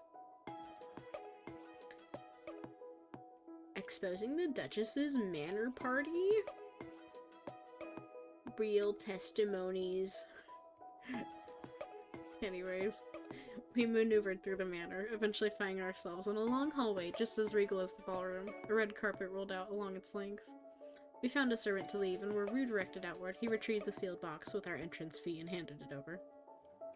We exited the building and came to a garden. We'd taken a wrong turn. It was an elegant garden, with plenty of flowers and triangular hedges, and the center was a fountain. Looking around, we spotted an exit at the far end of the garden, and the Hatter made a move to leave. I called out to stop her, extending a hand. Girl said, I need to run, I need to get out of here. Clickbait pseudo-political drama channel. Alice would run a political drama channel. It'd be the most popular channel on WonderTube. One of them. I mean, with how many guests were at that party. Right? What a pleasant environment to walk out of a horror show into. So fucking jarring. Yeah. It's okay. We're fine. We just reenacted the horrors of war, but we're good now. We're on a little date in a little flower garden. Look at how cute this is. Forget the horrors of war. We're here now, in the garden. We didn't have a chance to dance! Won't you give me the honor of one dance, Hatter? I won't. Oh. Maybe just one with you, Alice. She made an awkward smile. I can't dance. I'm dexterous with my hands, but not so much with my feet. Hatter doesn't fit well with these things. Isn't that a problem? She hesitantly stretched out her hand, fingers hovering over mine. She looked somber. Don't worry, let me lead. I took her hand and we danced. Humming in place of an instrumental quartet, I led her in steady steps, ignoring the way she stumbled over my feet. Left, right, left, right. Perhaps this was the most enjoyable dance I'd had yet. Me when I'm on a boat. Sorry. Me when I'm on a boat. Persephone slightly blood-shattered, solemnly dancing around the corner of a hedge. Wee.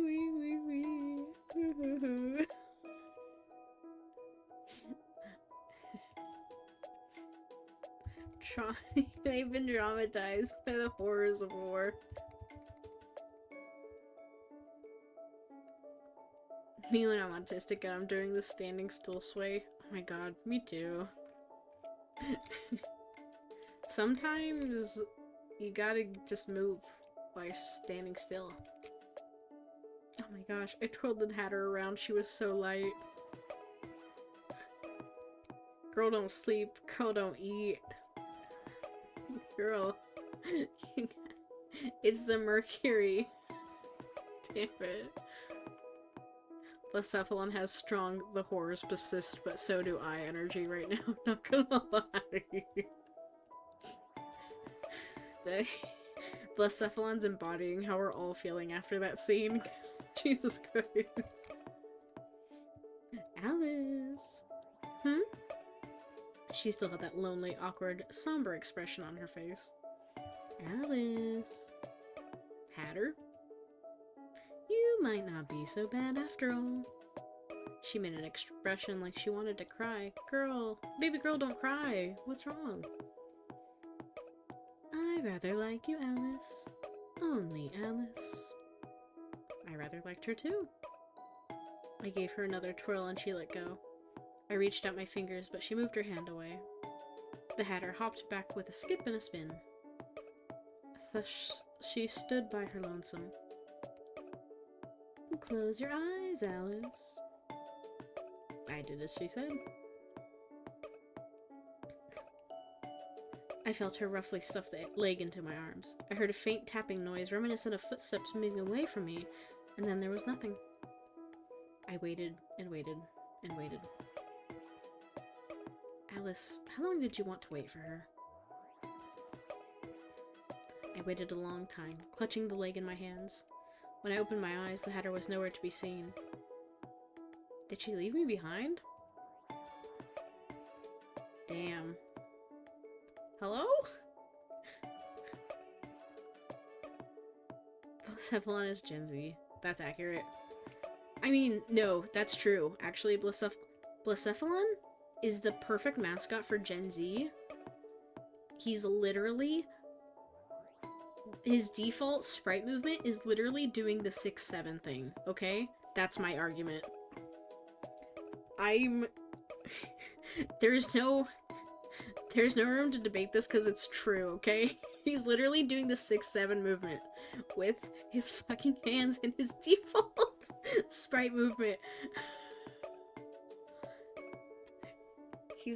They're the perfect mascot for Gen Z. Gay? Yes. The fuck? Here, hold this. What the fuck, sick break? How could you do this to me?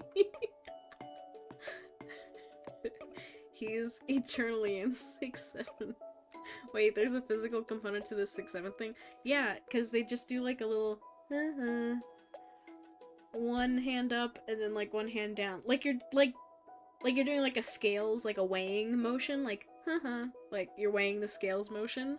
That's it. That's the motion for 6-7. 6-7 more Gen Alpha. I guess so. I feel like so many Gen Z I know at least know about it. But I think you're right, it's probably more Gen Alpha. Either way, the Cephalon's doing the 6-7 hand motion. Hold on. No, I'm not gonna look it up. You can look it up in their own time. I'm not putting it on my search history, actually.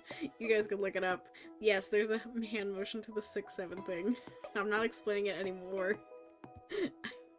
I'm not a meme historian. We're not doing this. Yes! As a millennial, I'm doing my part to make 6-7 uncool by saying it as much as possible. Thank you. Lilin, you are doing the Lord's work. Bless your business. Thank you. I know about it because it's been thrown in my face constantly for months, but I'm older Gen Z. Yeah, I didn't know about it until it just came across, like, one of my For You pages randomly. And it wasn't even the, like, any variation of the original meme. It was someone... It was, like, the memes you make when, like, the trend has been overused and we're trying to kill it. Like, the first video I ever saw this 6-7 meme was someone making a joke about how, like... like, it was just this guy that... his friends were visiting him, and they were, like, you know, talking, like, you know, alcohol, addict recovery type of, like, hey, buddy, like, how are you doing? You know, it's been a while, you know, all that stuff. He's like, you know, and you've been doing good, you know, it's only been a few months, maybe, like, 6 or... hey, you know, and they're, like, trying not to say the numbers. But one of their friends accidentally says, like, I think it's been, like, 6, maybe 7? And they're like, no! And he, like, relapses, and they put him in a room that's definitely just, like, some guy's garage, but they have, like, these guys in white jackets, and they throw him in a fucking straitjacket. It's such a funny TikTok, and it's the first one I saw for 6-7, so I didn't understand it. I was like, what the hell are they talking about? I'll see if I can find that TikTok. I'll try to send it at some point in my Discord. It's just really funny.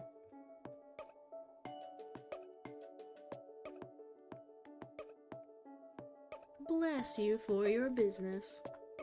I think I first saw it in Tycho's Twitch chat. Oh my god. Yeah, that's like, honestly, that's a good 25% at least of my meme exposure is through Tycho related channels. Anyways, back to, the Hatter just fucking ditched us? On our date? What the hell? She's gone? Well, I guess we're leaving too. Taking one last pass through the garden, I made my way through the exit. Back on the forest path. Oh, and we're carrying like 2 limbs, huh? Because they gave us back the arm, and now we have a leg. Ditched during our date, left holding a severed leg. What a shit day it's been, huh? Yeah, huh? You know what? Through no fault of the Hatter, I think possibly one of the worst dates ever, maybe. Doesn't that guard still have the arm? Oh shit, I thought we got it back. Because we were leaving. Oh. They better not still have the arm. Well, either way, we're getting sick now. Because a sudden vertigo struck. It was the hatred pudding. It must be. We are not getting our safety deposit arm back. Fuck, dude. Fuck. We're not getting our safety deposit arm back. Fuck. Must have had a long day. Yeah, a lot of crazy shit happened, man. It's been a not so good day. Bro, my fucking collateral! Oh my god, what am I gonna do? I reasoned as I held my hand to my forehead while trying to steady myself and not freak out over my lost deposit arm. Fuck. My brain spun like a sloshed up pit of mud. The discomfort in my heart returned. Ugh! The pudding. It's back. Acid reflux. Oh, it's hitting! Gah! When the acid reflux hits. Oh no, the mercury! Shit! The pudding that makes you class this thing gives you a brain hemorrhage. It's a bit of a run-on title, but I think that describes it better. I leaned back against a tree to take a break, looking upwards. Eyelids flickering, I wondered if the sky had always looked so far away. The sun was beginning to set, orange hues beginning to enter the picture. It is actually very lovely. My free hand, propped against the bark, slid downward unconsciously. No, we can't sleep. We gotta get the leg. But what if the leg runs away while we're sleeping? Got one of them isekai anime titles. Right? That is actually probably the perfect background for, like, isekai anime title. Fading into the foreground. Dream of Blacephalon. Only dream of Blacephalon. Close my eyes for a moment. Girl, I think it was more than a moment. Darkness. That happens when you close your eyes.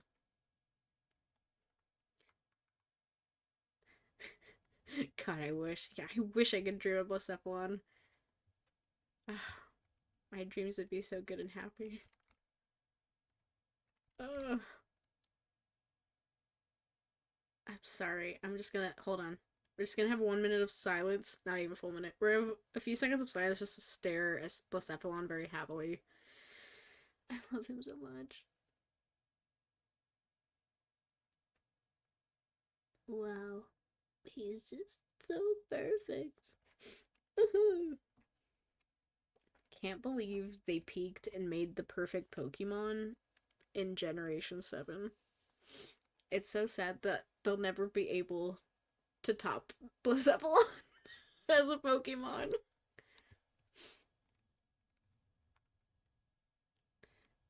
I just dream of weird games that don't exist. Oh, but that sounds cool too! When your dreams are literally just in a dream barbecue, but they just haven't been made yet. Become the game developer that your dreaming mind wants you to be. Anyways, we woke up and pulled the classic. I closed my eyes and nap for 15 minutes, and I've napped for 6 hours. Yup, the stars are out.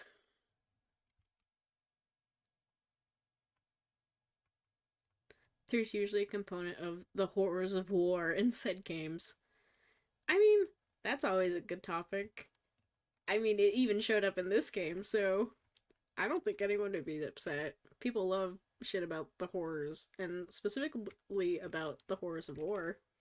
People can't seem to get enough of it. They're always making shit with that in it. The horrors. Say it. I'm trying to say it like Homer Simpson. The horrors. I can't do it. You know what I mean, though. Imagine it in your head. Pretend like I said it. Boom. Thank you. You're welcome. That's I meant to just say you're welcome, but I said thank you first, and I just rolled with it. Whatever. We slept too long now. Did it. Thank you. A terrible headache battered my skull. I felt as if I had forgotten something very important. The arm! The arm! The arm! That's what we forgot! The arm! So disoriented I was. I had no idea where I was. I patted around me and noticed that I still had the limb I just retrieved with me. Well, thank goodness for that.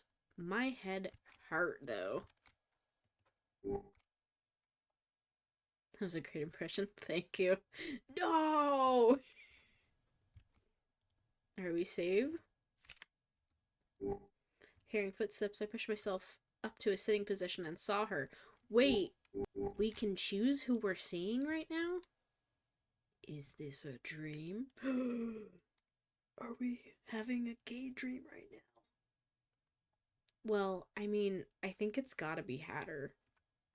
I mean, no offense to the White Queen, but we just had a very interesting date with the Hatter, so I feel like we gotta stick with our girl.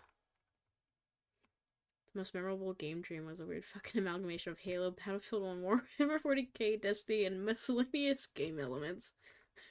Halo Field 40 Stiny. That's it. That's the title of your game. I'm going with Hatter. We just went on a date with her. I want to see her again. Why'd you run away? Talk to me! Girl, talk to me, please. Looking around, I found that I was at the Hatter's place. I started to talk only for my throat to feel like sandpaper. Each time I blinked, my eyelids grew heavy again. A chill ran through my whole body. Uncomfortable. That was all I could say I felt. Bro, the pudding that makes you classist is horrible. Holy shit. Although I had experienced quite a bit since coming to Wonderland, I had not thought I would catch a cold. Oh, we're sick. Oh, we're sick. It's a cold. That makes more sense. I was like, damn, bro, that pudding's coming back to bite.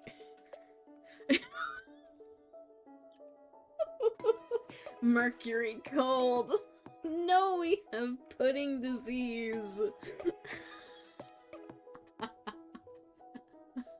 Wait, that's pretty good. I like pudding disease, but it's also really funny to imagine, like, it is actually caused by the aura of Mercury around the Hatter, and, like, us choosing to romance her and get closer to her as a route is actually killing us. No, tragic Yuri, it's coming back again. Wait, I got killed by a jetpacking World War I German soldier using a Krieger mask and flamethrower versus my M1 Grand? Is that grenade? And plasma blade? What the hell? You are having dreams I cannot even begin to imagine. Mad Hatter is putting out radiation. The literally toxic Yuri. Oh my god, you're right. This is literally toxic Yuri. Don't speak, Alice. You're burning up, so no tea for you today. Oh, but isn't tea good when you're sick? But shouldn't I have tea if I am sick? There's also a Bane blade rolling over trenches populated by Destiny characters and Halo elites. Oh my god. Sorry, remembering that dream kind of stole my attention. It kind of stole my attention too. Your dream sounds kind of nuts. What? It's like the Avengers Endgame of every war-related game I have ever heard of.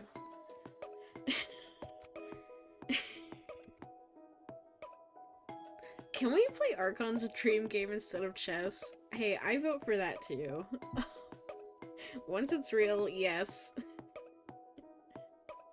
But we have to bring it out of Dream World first.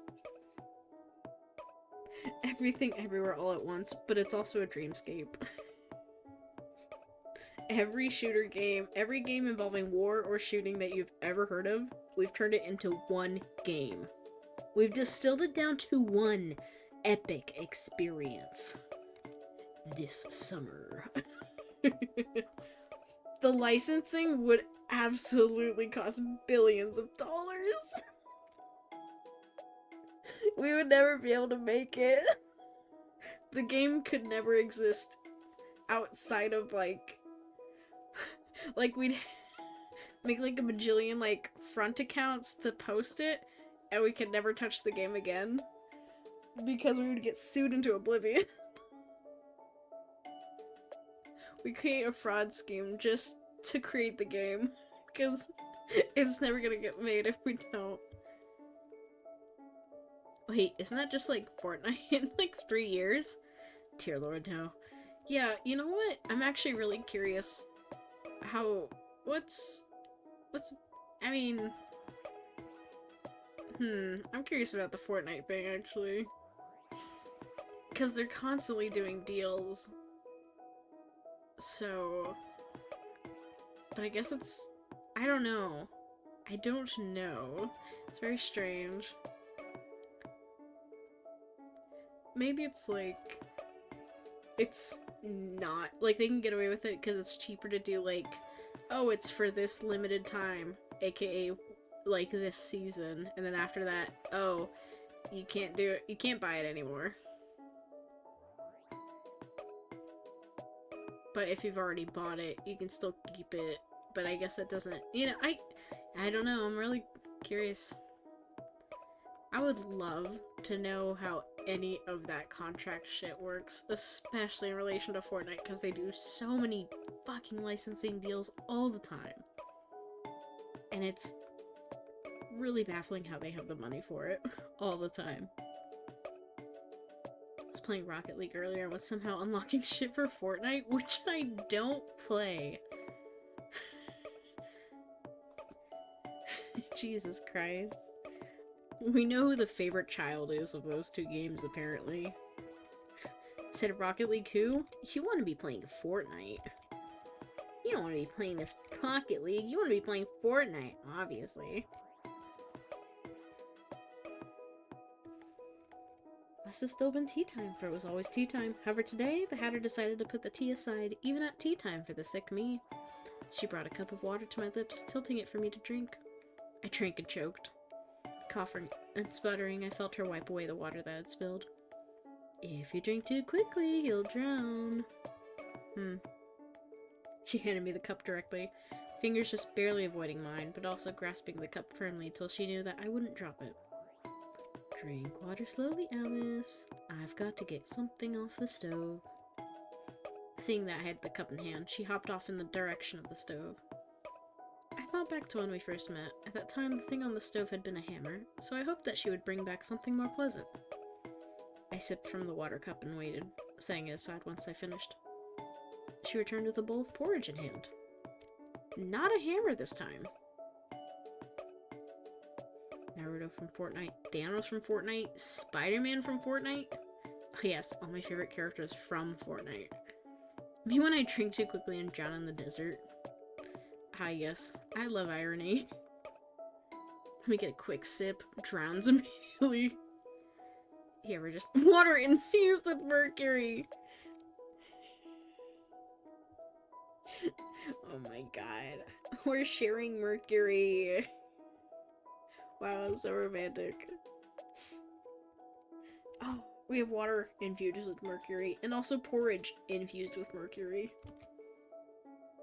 Sitting down next to me, she scooped up a spoonful of porridge and blew it lightly? Wow, to cool it down. My words. As the porridge temperature settled, she moved the spoon towards my mouth. I instinctively opened my mouth like a baby bird. I can eat myself, I say, opening my mouth for food like a baby bird.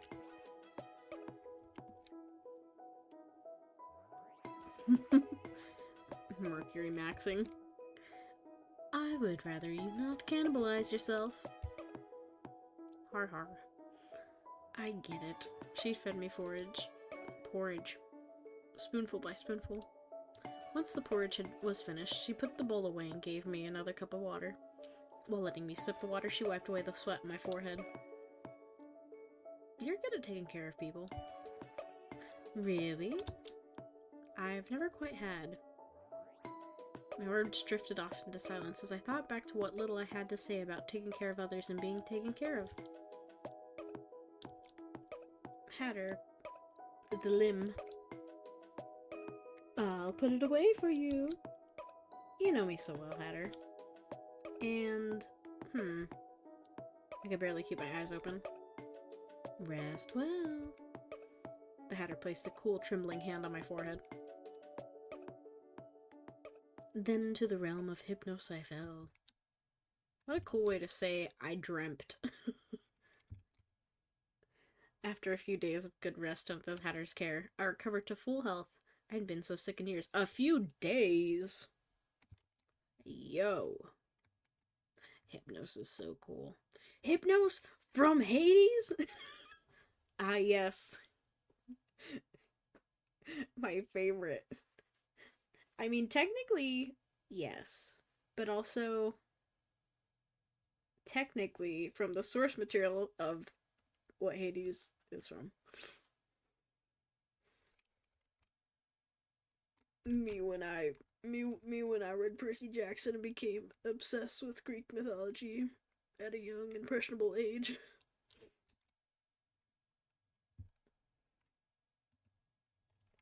Damn, few days though. I still have to play Hades. My god. Hades 2 is out. I haven't even played the first one. I'll play it when I have money and time. Thank you, Hatter. What for? Don't linger too long at this crowded place. Off you go. Don't you have some body parts left to find, Alice? Haha, so I do. Fun. I love this job. Seeing me once more healthy, she shooed me away. Alright, back on the forest path. Well, the Red Queen was nearly assembled, missing only her head and a fourth limb. Onward I continued with my search so that she could send me home. I was on the forest path. I thought back to the Cheshire Cat's taunting provocations. Thinking of her taunting flick, I had no idea where she could be, for she always appeared and disappeared as she pleased. I returned to the endless tea party. Everything's endless. When are we gonna get something that ends? There's a very cute ASMR roleplay of Hypnos Listener that helps me fall asleep. I think I know the one you're talking about, but also, you should totally send that video in Discord. Oh, I should make an ASMR channel.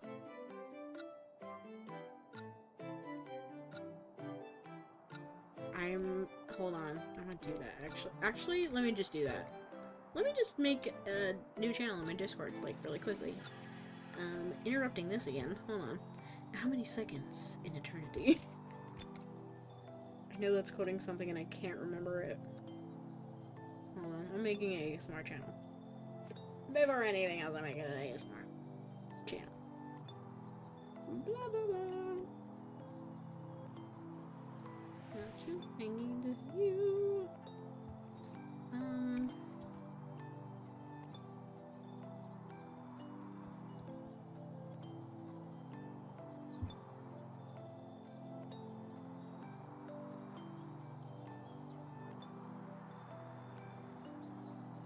Where is it? There it is.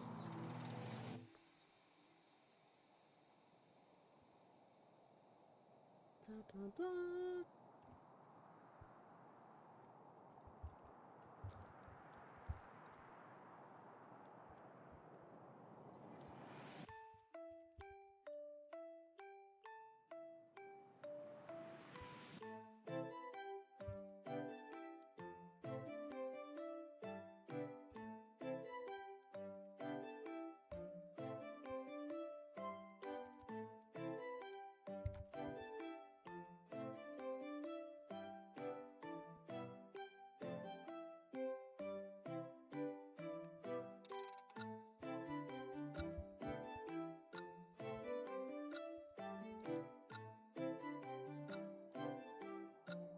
Boop. Okay. For a moment, I truly forgot I was streaming because I was like, ah da da, making a Discord channel, la la la. Oops. Yep, I'm streaming. Okay. We're playing a game. Where am I?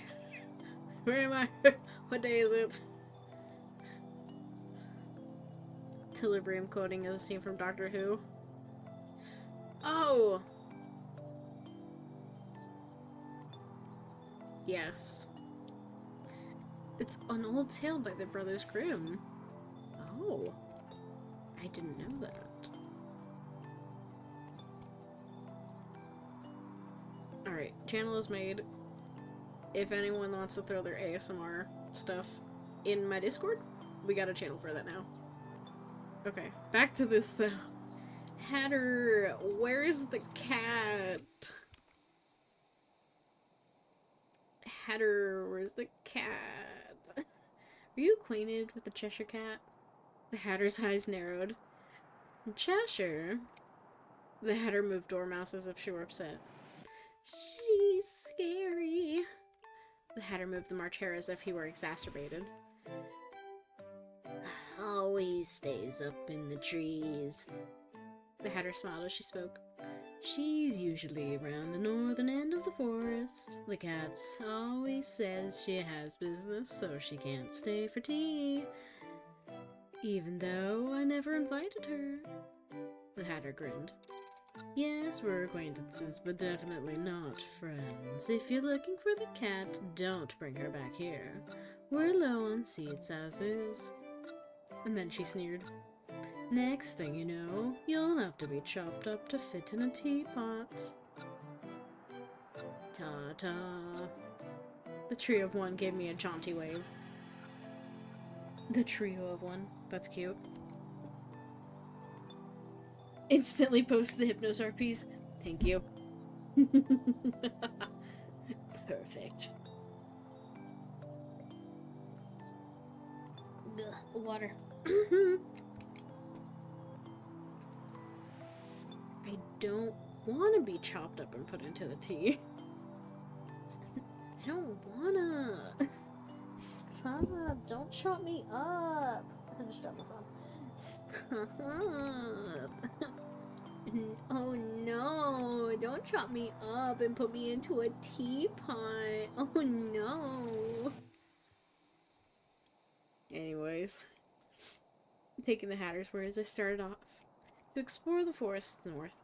I walked down many twists and turns, stumbling across uneven ground. The path was rougher here, and the foliage thicker. I found not another living being in sight, no cats nor others. After a while, I reached a place with two signs pointing opposite directions. One read cliff, the other read not a cliff. I let out a chuckle that they were so straightforward enough signs, but I couldn't see where they led past bushes blocking beyond their arrows. Ding-ling! The ring of a small bell entered my ears, followed by the clatter of metal shackles. Cheshire Cat? I received no response. Accompanying me here was only the breeze that would sometimes hit the leaves of the trees around me. I heard a soft rustling noise, but when I looked towards the sound, I saw nothing. I tilted my head to look further upward, and... Oh? Hello? The world shifted. The air was pushed out of my lungs. A black and orange blur crashed down on me with great momentum from the sky, slamming me to the ground. If my head had hit a different way, my skull would have been a cracked egg on the ground.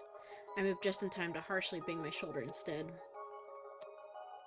I thought I'd get it done in one shot. The blurred Cheshire Cat filled my spinning field of view. She wrapped both hands around my neck, digging in with her sharp nails. Why is everyone trying to kill me? Her left arm flickered in and out of existence as if it wasn't really there, creating an unbalanced pressure about my throat. Her grip tightened, drawing blood. Oh! Gulk. Couldn't breathe. She squeezed even tighter. When you don't feed your cat early, tries to fucking kill you. Humpty Dumpty moment. Wait, Cheshire straight up is trying to murder us with her bare hands. Yeah, what the hell's going on? Bro. What did we do? You told us to come find you. Whatever. I tried to pry her fingers off with my own. My twitching hands clawed at her constricting grip and even scratched my own neck. More than the pain of the flesh wounds, I was going lightheaded from the lack of air. I just barely forced her off my neck. I wheezed, coughing to catch a breath. She grabbed my collar, gripped on the left, flickering in and out, and slammed me back onto the ground after lifting me up a little. Damn. Now we're pulling wrestling moves. 0 to 10 instantly. The music's fucking great though, jamming to our death. Yeah. I'm the GIF in the corner. We're both along wiggling right now. What? I couldn't even ask what she was doing, why she was doing this. This vertigo overwhelmed me. Oh god, we're gonna get sick again. Whoa.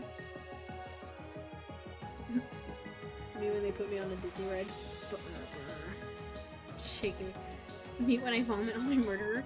You know what? I feel like that would be, like, an effective escape strategy, though. I think that would be good. That helps you get away. Kicking and flailing randomly, I managed to push her off for a moment. Sorry, the music's getting more and more epic. I had to reorient myself, get to my feet, just roll away from her somehow. Which way? Oh shit. Guys. It does kind of feel like Pokemon music, I was just thinking that.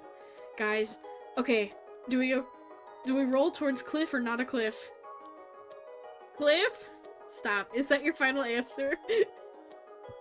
Where do we go?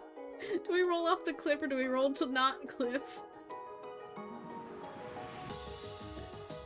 I really want to know what will happen. Okay, we're gonna roll towards the cliff. Oh god. Alright. Let's see. I tumbled through the bushes in the direction labeled as a cliff. The signs around here had nonsense written on them many times more than not. As I expected, my chosen direction had no cliff in sight. Oh my god! You saved our life? Oh god, wait. Dude. I was just gonna be like, maybe the signs are right this time. I would've fucking died. How the fuck? You guessed that they were gonna subvert the expectation again. Because they keep doing it, and I thought they were gonna change it up. And you were right, they did not. Yeah, that was you're playing 4D chess right now. Yeah. Your brain's going cosmic level. I shakily got to my feet and watched the cat do so as well. Oh, she immediately lunged at me again. This time I was more prepared. I kneed her in the stomach as she approached, grabbing her right shoulder and twisting while hooking my foot on hers. Doing taekwondo. Forcing her arm down, I heard a slight cracking noise and made her fall to the ground with a thump. Just in case, I kicked her away a bit. Her body was light, like a cat. Oh, really? I'm waiting for an explanation. She started to fade away, but I stepped on her before she could get away. After a quick struggle, she relented and got up to her feet without any further fading. The cat snarled, dusting off her body. She frowned. I hadn't realized who you were before. My cloak may have a hood, but you've seen my face many times already, Cheshire Cat. She scowled.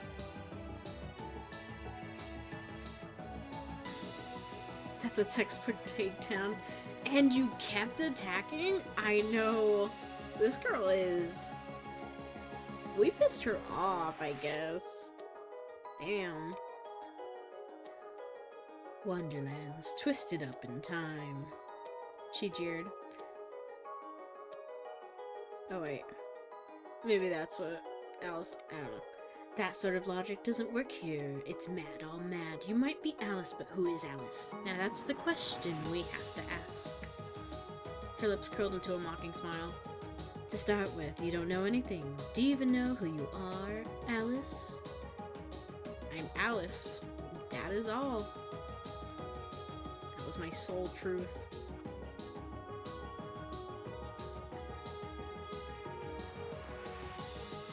Never trust the Cheshire Cat. Cheshire, though. Trust that guy. Makes good music. Huh. Cheshire Cat? No. Cheshire. Yes. Kombucha girl meme. She returned to her frown, deep in thought. But who in the world is Alice? An outsider? Temporary visitor? I've just about figured out the most important part. If you figured it out, I don't suppose you'd tell me.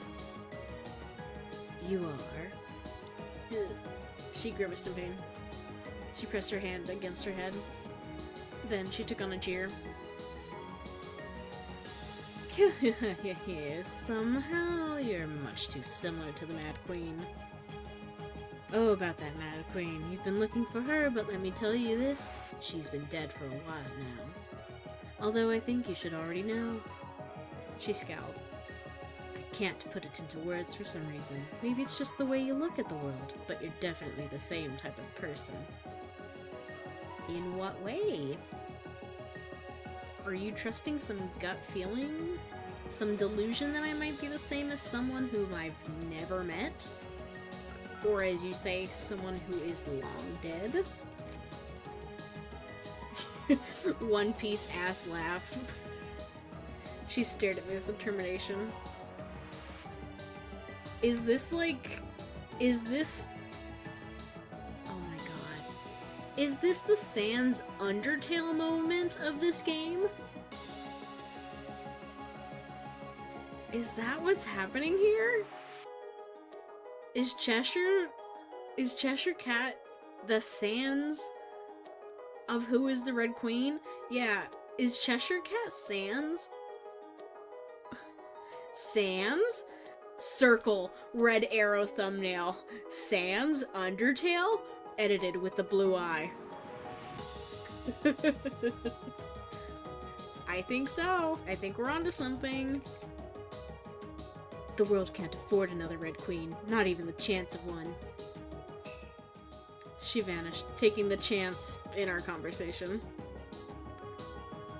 Oh, criminals needed to be locked up. Alice? Whoa. I looked all around, hearing the faintest sound of her shackles telling me that she was nearby, but I could not see her actual presence. So why don't you do me a favor, Alice? Just go ahead and die. Her voice danced through the air formlessly. You have no qualification to enact your form of justice, cat. That really is just like her to say. She appeared behind me and attacked again. Literally the Sans of this game. Does that make the Red Queen Kara? Yes. I would say 100% yes. And that's a very fitting, wow, I blanked on the words. English? It's gone. Reference. Similarity. Comparison! That's the one. Oh my god. What's happening to my brain? What's going on? I feel like Papyrus is already dead in this world. Yeah. Yeah, because they kill anything nice and good here, apparently. It just kind of sucks. I was gonna say closest would be the White Queen, but maybe... No, maybe, you know what? Could be White Queen. White Queen is a little Papyrus-coated, and I will say Mad Hatter's kind of... Is it? Oh. Wow, I cannot remember her name. Am I a fake Undertale fan? Who am I? What the hell? I also miss Grilby, though. Anyways, the scientist. I feel like that fits Mad Hatter. Anyways. We're not gonna talk about the Undertale IU, but I am seeing some similarities now. Now that you're mentioning it. Fucking Deadlock has a character that's just loud criminal girly. Fuck. Well, now I really have to check out Deadlock. Are you kidding me? Oh, I miss him. Ooh. Man. Anyways, I gotta stop thinking about Grilby. We fell to the ground to tussle once more. We're fighting a cat now. We're fighting the cat again. We're still fighting the cat. She clawed me a few times, but I gradually gained the advantage. The cat favored her right arm. Rather, her left arm acted transient, coming in and out of existence, forcing her to avoid relying on it. Her handicap forced her to falter more than my now numb shoulder did me. She fought like an animal. To be fair, she was an animal. Biting, clawing, and all the like, she came at me with the intent to kill. We continued until we were both bloodied and bruised. I punched her straight in the face, causing her to bite her tongue and choke up a mouthful of red. Her head bounced on the ground, throwing her next moves into disarray. I hit the cat again. Oh my god, the stock punch sounds! Are killing me! And again, stop. What an awkward fight this is probably becoming. Yeah, because they don't have music. So they're just like going for like fucking 5 minutes. Doing this with my bare hands wasn't exhilarating as much as it was just a matter of fact. I decided that I preferred this nuisance out of my hair. I noticed that her right arm was stitched on. No way. No way. The arm felt familiar, as if it didn't belong to the Cheshire Cat. Alice, the cat was also a thief. I wanted that arm.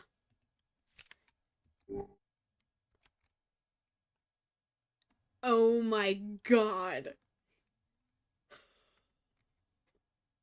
Oh, okay.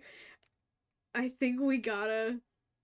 I know! Me too! I saw the stitches, I also thought it was just a quirky design choice. I was like, oh, hee hee hoo hoo, they just have some quirky designs. I was like, ah yes, it's to make them, you know, very individual and fun. And also, let's tell you what I would do in designing a character. Just, oh, give him a scar, why not? There's simply nothing quirky in this game. We underestimated how much every detail mattered, actually. Oh, hey, I don't think she's gonna give it to us if we ask.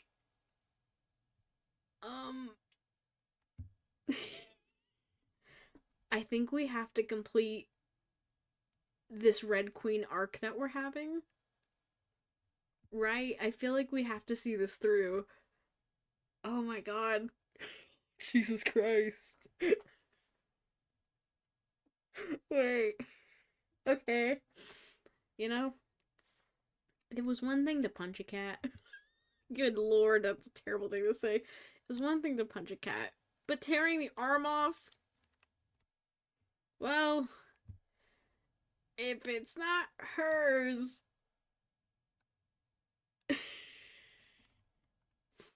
If the monster's massage frightens thee, tear it off, I say. Tear it off! Alright. Let's... Oh my god, let's fucking do this. Yoink! You think they're gonna do a rip sound effects? Quote from the RuneScape KKK. Oh my god, what's going on in that game? Also, this music's probably not appropriate. Let's see if we get a nice ripping SFX. I grabbed hold of the Cheshire Cat's right arm and pulled. The cat screamed, the arm creaked. Be quiet for a bit, won't you? Oh, there it is. As I pulled, I heard a myriad of tearing and ripping noises, sounds that human flesh should not make. She screamed herself hoarse, shaking under me, feeling her erratic gasps. I figured that she could barely breathe. Her eyes dilated, crying. From the gurgling I heard in her throat, I guessed that she must have bitten fully through her tongue. Ooh. I dug my fingers into the arm even more harshly to wrench it off. Oh! They did it! There it is. Hey guys, they did the SFX. Yep, there it is. It's terrible. Creaked. Yeah, I would too. Uh-huh. That's a very valid reaction. Ah, maybe we should have asked. You know what? Nope, we're committed. We don't go back on our choices. This is what we're committing to. Slowly but steadily, I removed the arm from the cat through brute force. With a final squelch, the arm popped off from where it had been attached. The cat also stopped making noise around that time. You know what? I don't know if there was a peaceful solution to this. Blood splattered all over me, dirtying my clothes and the limb I sought to retrieve. Yep, I think we've completed the villain arc fully. Yeah, I think we just killed the fucking Cheshire Cat. Yeah, with our bare hands. Oh, we are officially on the genocide route. Yep, we did it. We killed Sans. We killed Sans, and he's bleeding, and he walked off screen. That's what happened. But we killed the Cheshire Cat. Oh. We're definitely not getting the pacifist ending on this one, boys. Really a little annoying. The red dripped all over the grass around us. I sat on her prone body for a moment to rest. Looking at my handiwork, I wondered if perhaps I'd gone a little far. However, it was better to get trouble out of the way. I wobbled to my feet. I kicked the body, ascertaining that she was unconscious. Maybe she's not dead! You know what, maybe she just passed out. And, you know what, I think that's best. I think that's the best thing you can do in a situation like that, is you pass out so you stop experiencing the pain. She'll be fucking dead without medical care. You know what? Wonderland's weird, but you're probably right. Holding the arm in one hand, I dragged the cat along the ground. I left 2 trails of red behind me, one from the cat, from the recently detached limb. Oh my god. Well, really putting their red in Red Queen. Oh wait, this is Wonderland. I bet she's just gonna be in eternal agony. Actually, yeah, that's worse. It's actually worse. Maybe that she can't die. Oh, that sucks for her. Damn. Their direction labeled not a cliff was a cliff. What a convenient garbage disposal spot. Yeah, well, maybe she will be dead. Yeah. I hauled the cat's body as close to the cliff's edge as I could. Placing the arm on the ground to free up my hands, I lifted her and flung her off the cliff. Ah. Well, never mind. She's probably dead now. Yep, what the fuck is right? An issue was disposed of. Now there is no more Cheshire Cat. Well, bye Cheshire. Nice knowing you.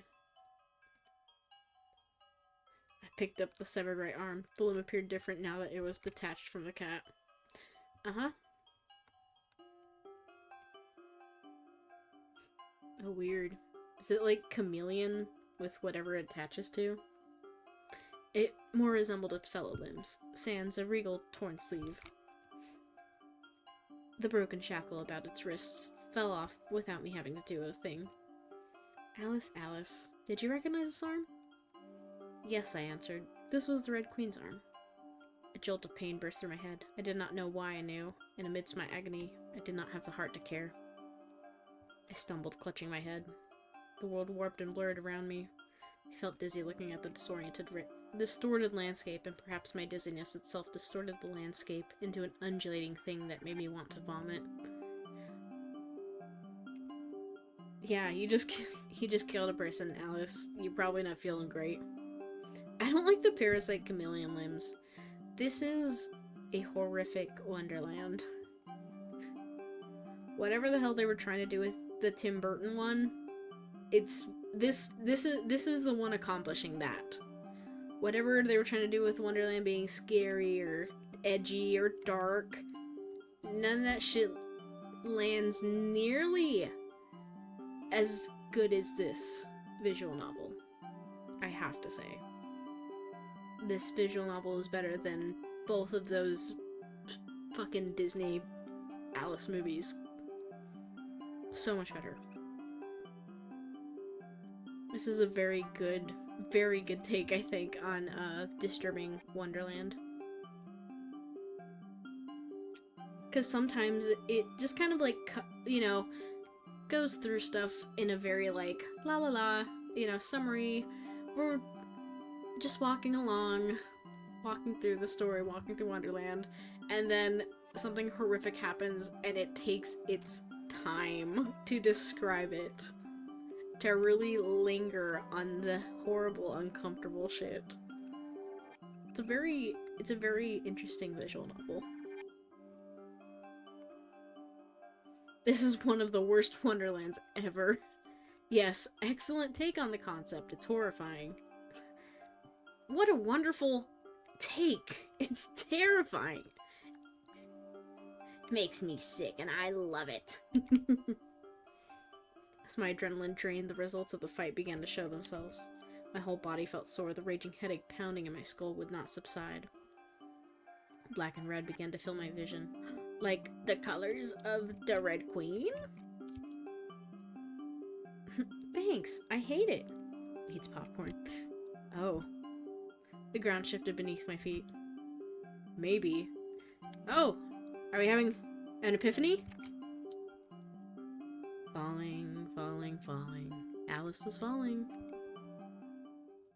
My world turned to darkness, and all I heard was laughter. Thump. At some point, I made my way back to the Hatter's place. Hello, Hatter. I handed over the limb I had just obtained. At least from what I could tell from the passage of time, it should have been only recently that I had taken this limb from its past owner. I didn't know. The Hatter took the limb and threw it into the dog cage with all the others. She grinned. With this, you've gathered all of Her Majesty's limbs. Oh. So I have. Haha. You look terrible right now, Alice. Again. Her eyes narrowed. Like us. Like us. I'm tired. Real. Are we just drenched in blood showing up at the Hatters? That's exactly it. Showing up looking like sopping wet, soaked in blood. Big wet eyes, just like, hey. The Hatter smiled. Take a nap. Tea time isn't going anywhere. Not unless time goes back its severed head and walks away, don't you think? We can always talk a little later. Thanks. I slumped back into my armchair, singing into the oddly scented cushions. She sneered. Good night, Alice. This may be the last. Oh, then she looked a little lonely. I almost feel a little sorry. But Dormouse, march, I won't stop. I didn't hear what the Hatter said afterwards, over the raging white noise of my headache. My vision blurred, eyes becoming watery, eyelids heavy. I fell asleep.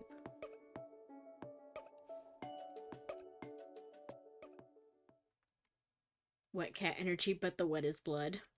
Yeah. Knees weak, arms heady. Mom spaghetti. Then I was dreaming. Falling, falling, falling into the dream. Tick-tock, tick-tock. I dreamt of a throne. A dark and terrible throne. So horribly cold. It was such a lonely throne. But the eye on the throne was arrogant and happy to be alone. No, I thought even she had someone she loved. A beautiful person. Yes, that person she loved was a beautiful person.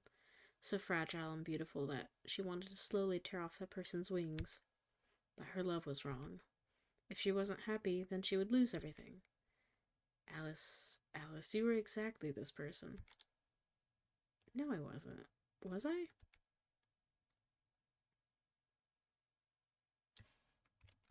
Uh-oh. As I opened my mouth to speak, blood began to leak through my lips. The only sound that came out was an empty gurgle. Were you happy? No. I could not talk, I could not taste. Even though red dripped down my chin, I felt as if my tongue had been snipped out. Blood choked me. Gasping in nothing but liquid, I grasped at my throat. Alice. I was drowning in this dream. You were never happy. Never. When I awoke, I forgot all that I had dreamt of. I opened my eyes to an empty feeling in my mind. Disoriented, I nearly rolled off my armchair in which I had gone to sleep. I sat up and stifled a yawn, rubbing the bridge of my nose. I blinked.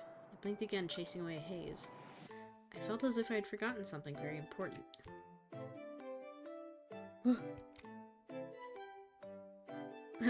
This is so descriptive. Yep. Again. Being very slow and descriptive with all the horrible sensations. In the meanwhile, the Hatter brought over a decorated cake, much more elaborate than the usual snacks at her eternal tea time. It was a cake with cream and fruits, two-layered even, with flowers and pictures carved up with food ingredients. I can only call it a pretty cake. She grinned cheekily, winking. Just in time for tea, Alice. As I got up from my armchair, the Hatter lightly pushed me back down. My behind landed on the cushion with a soft pounce it seemed I could not besit. She stared at me before sticking a handful of candles into the cake, lighting them with a match. The Hatter made a devilish wide grin. Flick, the flames glowed on the head of the match for just a few seconds. After settling the candle, she began clapping her hands to an unsteady rhythm. Happy unbirthday to you. Happy unbirthday to you. Happy unbirthday, dear Alice. A terribly off-beat, off-balance song she sang, and her voice warped as she said my name today. A certain darkness flickered in her mismatched eyes. She sneered. Happy unbirthday to you. I didn't understand. I couldn't understand. I simply watched as she finished the song with a small clap and pushed the cake a bit closer to me. What is this for, Hatter? Certainly today was not my birthday. Didn't I tell you? Don't you remember? You get a special prize for bringing me all 4 limbs, Alice. Since it's not your birthday, it must be your unbirthday. All 364 days of the year. Picking up a knife, she cut out a single slice of cake and slid it over to me. I caught it in a hurry, and soon enough she poured me a cup of tea that too came rushing over. I noticed a hammer on the table right next to the cake knife. She gestured, urging me to have a taste. The calming scent of the tea wafted to my nose, and mixed with a sweet milky cream, the celebratory cake slice looked so charming, I almost felt it a shame to eat. I picked up the cup of tea and took a sip. This is my favorite. After enjoying some tea, I started on the cake. Cake. Don't eat that, Chief. I know, I'm like, girl, she acting weird now. You gotta be careful. That cat just tried to kill you. We gotta be careful now. People are being weird. As I ate, the Hatter placed the box before me. She was still sneering. Oh wait, yeah, we get the head now. So head? We get to open up the head. Open your present, Alice. Chop it open. Mash it open. Any way you'd like to. Oh boy. Alright guys, ready for the box again? We all remember what's in the box, and if you don't, we're about to find out again. I surveyed the box, an odd and plain box just big enough to store an animal. From the outside, I could not tell what might lie inside. I cracked open a small gap, afraid to disturb what could be hidden inside. Shadows blocked my vision. I saw nothing, but I heard a low, gurgling, drowning sound. A strange and strangled voice, one that sent a chill rolling up my neck. Throbbing headache hit me again. In one go, I flung the lid off.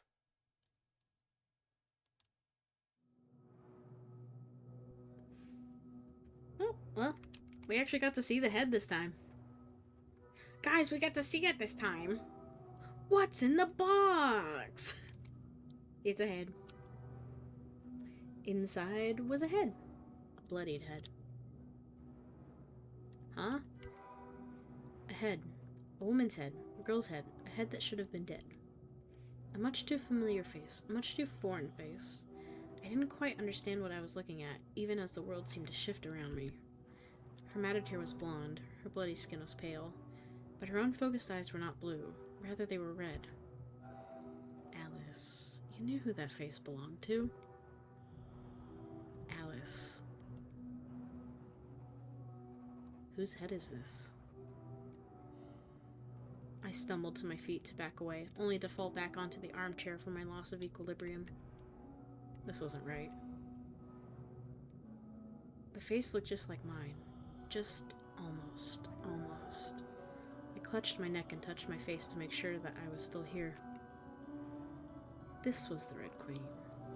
This was Alice. This was a severed head, Alice. Whose head is this? I wanted to ask, but instead a strangled cry escaped my throat. I couldn't move my eyes away from the so-called prize that the Hatter had given to me. The blood pooled at the bottom of the box, sticky and dark. How terrible. I reached a trembling hand to touch it, but it wasn't my place to try to close her eyes, or put her to peace. The head was still moving, twisting with a squelch and squish. Its wet, raggedy sounds of raspy breath echoed in my skull. I jerked my hand back and covered my ears. I couldn't look away. Now, aren't you glad you needn't find Her Majesty's head? As if laughing at me. As if she didn't truly mean that. With an odd tilt of her voice as she spoke of the Red Queen, the Hatter confirmed the head's owner.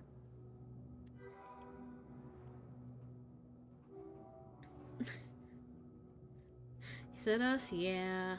Fucking awful. She walked over to the Red Queen, flinging the dog cage open, and popped the limbs onto the torso one by one. Oh boy, and we're reassembling her. As they reattached, they began to flail and grab at the Hatter. This time she was prepared and grabbed her hammer. Hatter? Oh. With a pair of loud bangs, she hammered nails through the corpse's hands into the Red Queen's chair. Red dripped to the ground. Well, I guess that's a solution. The hands twitched, the body writhed. The ghostly pain ran up my arms as my stomach churned. I felt dizzy. What? Hatter? I discovered that I had nothing to say. Even though I always had thoughts racing through my mind, I had nothing to say. Alice, that was why you were worthless. Ask something. Anything. I touched my face to see if my lips had curled up without me thinking to. Didn't you want to leave this place? Ha ha ha, that you found the Red Queen. If you have something you'd like to talk with her about, I'll let you take care of that before I proceed with my own business. She pushed the Red Queen over, a chair scraping on the ground with a hideous squeal, and stopped only when I sat face to face with the headless, shifting body. Taking the head out of the box, the Hatter put it onto the body. The skin and meat deformed, contorting till the pieces of neck meet exactly where they should, then all knitted together with something unnatural crawling under the skin. I shuddered at the hollow sound made from the corpse as her throat connected. The Red Queen looked at me with dead red eyes. I didn't know what she went through, but she looked terrible. Ooh.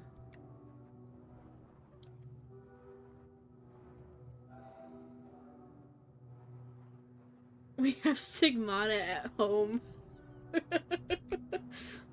I realized I hadn't ever asked who killed her like this, nor had I ever stumbled upon an answer the same way I had found all the limbs. This was the Red Queen. Alice, this was me. The requests I had been pondering on, the wishes to go back home, the want to ask for her for help, they all flew out of my mind. Because this wasn't right. The face I was looking at, battered and bloody as it appeared, was not right. I couldn't speak, but she did. Mouthing words, yet making no sound besides the hollow whistle of a crushed throat. The Red Queen began to talk without saying a thing. Her tongue was missing, and we had to do something about that.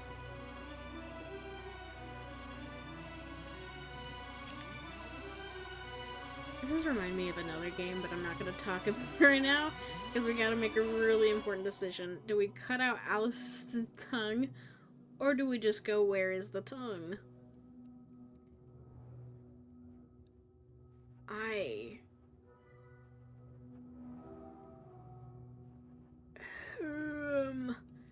worried. I am afraid that the second option will hurt Hatter. However, maybe that's the one we choose. None of these are good options, I think. What's the least worst option? Cut out our tongue, or where is the tongue? Why does this game have so much potential for casual, horrific naming of main characters? It's really good. It's fantastically unsettling. Okay. Where's the tongue? Where's the tongue? Solutions to shit being just rip off a limb. You know, as you do. Alright, where's the tongue? I tried to find my own tongue, stumbling around with a pulsing pressure in the back of my head before I could articulate my next inquiry. Hatter, where's the Red Queen's tongue? I didn't want to hear her voice, so I tore it out and fed it to the dogs.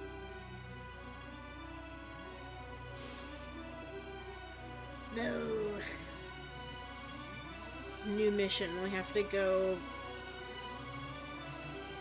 find the dogs. I guess that's not it, but who the fuck even thinks of it? Who the fuck thinks of that's even the first 10 options? I truly only in Wonderland. The Red Queen wasn't complete without a tongue. Although she squirmed in the chair, causing the nails to creak, it seemed like she didn't truly have her soul. Alice, you were so close. The corpse looked upon us with stagnant eyes. That should mean I needn't bother searching for it then. What were your intentions, Hatter? Am I the Red Queen? At this point, I still knew nothing about the Red Queen, but that she shared my face and of the various gossips I overheard on the ruler. Alice. Looking at the Hatter's mismatched eyes, I could see what she thought for the first time. She was sneering. What do you think? She frowned at my silence. Let me tell you a story, Your Majesty. So, I was Your Majesty now. So I'm Your Majesty now. Okay. I see how it is. Quest start. Disembowel song 0 out of 4. Another sick, twisted turn for this game. As the Hatter spoke, she appeared frustrated, angry. A long time ago, in this corner of Wonderland, there lived a group of 3 friends, a mouse, a hare, and a hatter. We lived far away from bustling society, usually just coming together for tea. I made hats, and they did mouse and hare things. Once we had been dragged to perform like clowns for visitors to this kingdom. But only that once, for Her Majesty hadn't quite appreciated our lack of skill. Her Majesty ran the court of law, a strict queen, some called her, a mad queen, some whispered, a tyrant most could not even dare to say. I think this story should be predictable, don't you? We were called into court one day. The reason, maybe only to be judged. She proclaimed us guilty and had us sentenced. I, for no reason, received the lightest sentence of the day. I came away with my neck still intact, not knowing a thing.